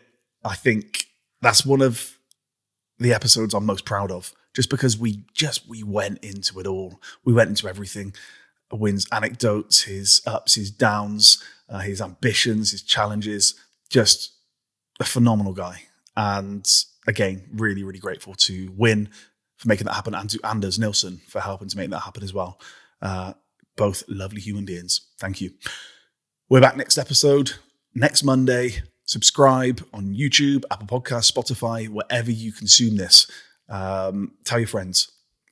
You know, I'm right at the starting line of this too. You know, that's the thing. It was funny with the Brian Cox episode. I did see a comment. I tend not to look at too many of them. But I did see a comment that said, "You've got 15 subscribers. How the hell did you make this happen?" And I felt like going back and just saying, well, I'm right at the beginning of this. You know, we're doing this cornerly together, me, the guests, you, the listeners, viewers. Let's keep making this, you know, as kind of successful as it can be, because I think these are conversations that need to get out there. And if you enjoy interview podcasts as much as I do, then hopefully, you know, we can find even more of an audience. Thank you. Have a great week, and goodbye forever. Bye.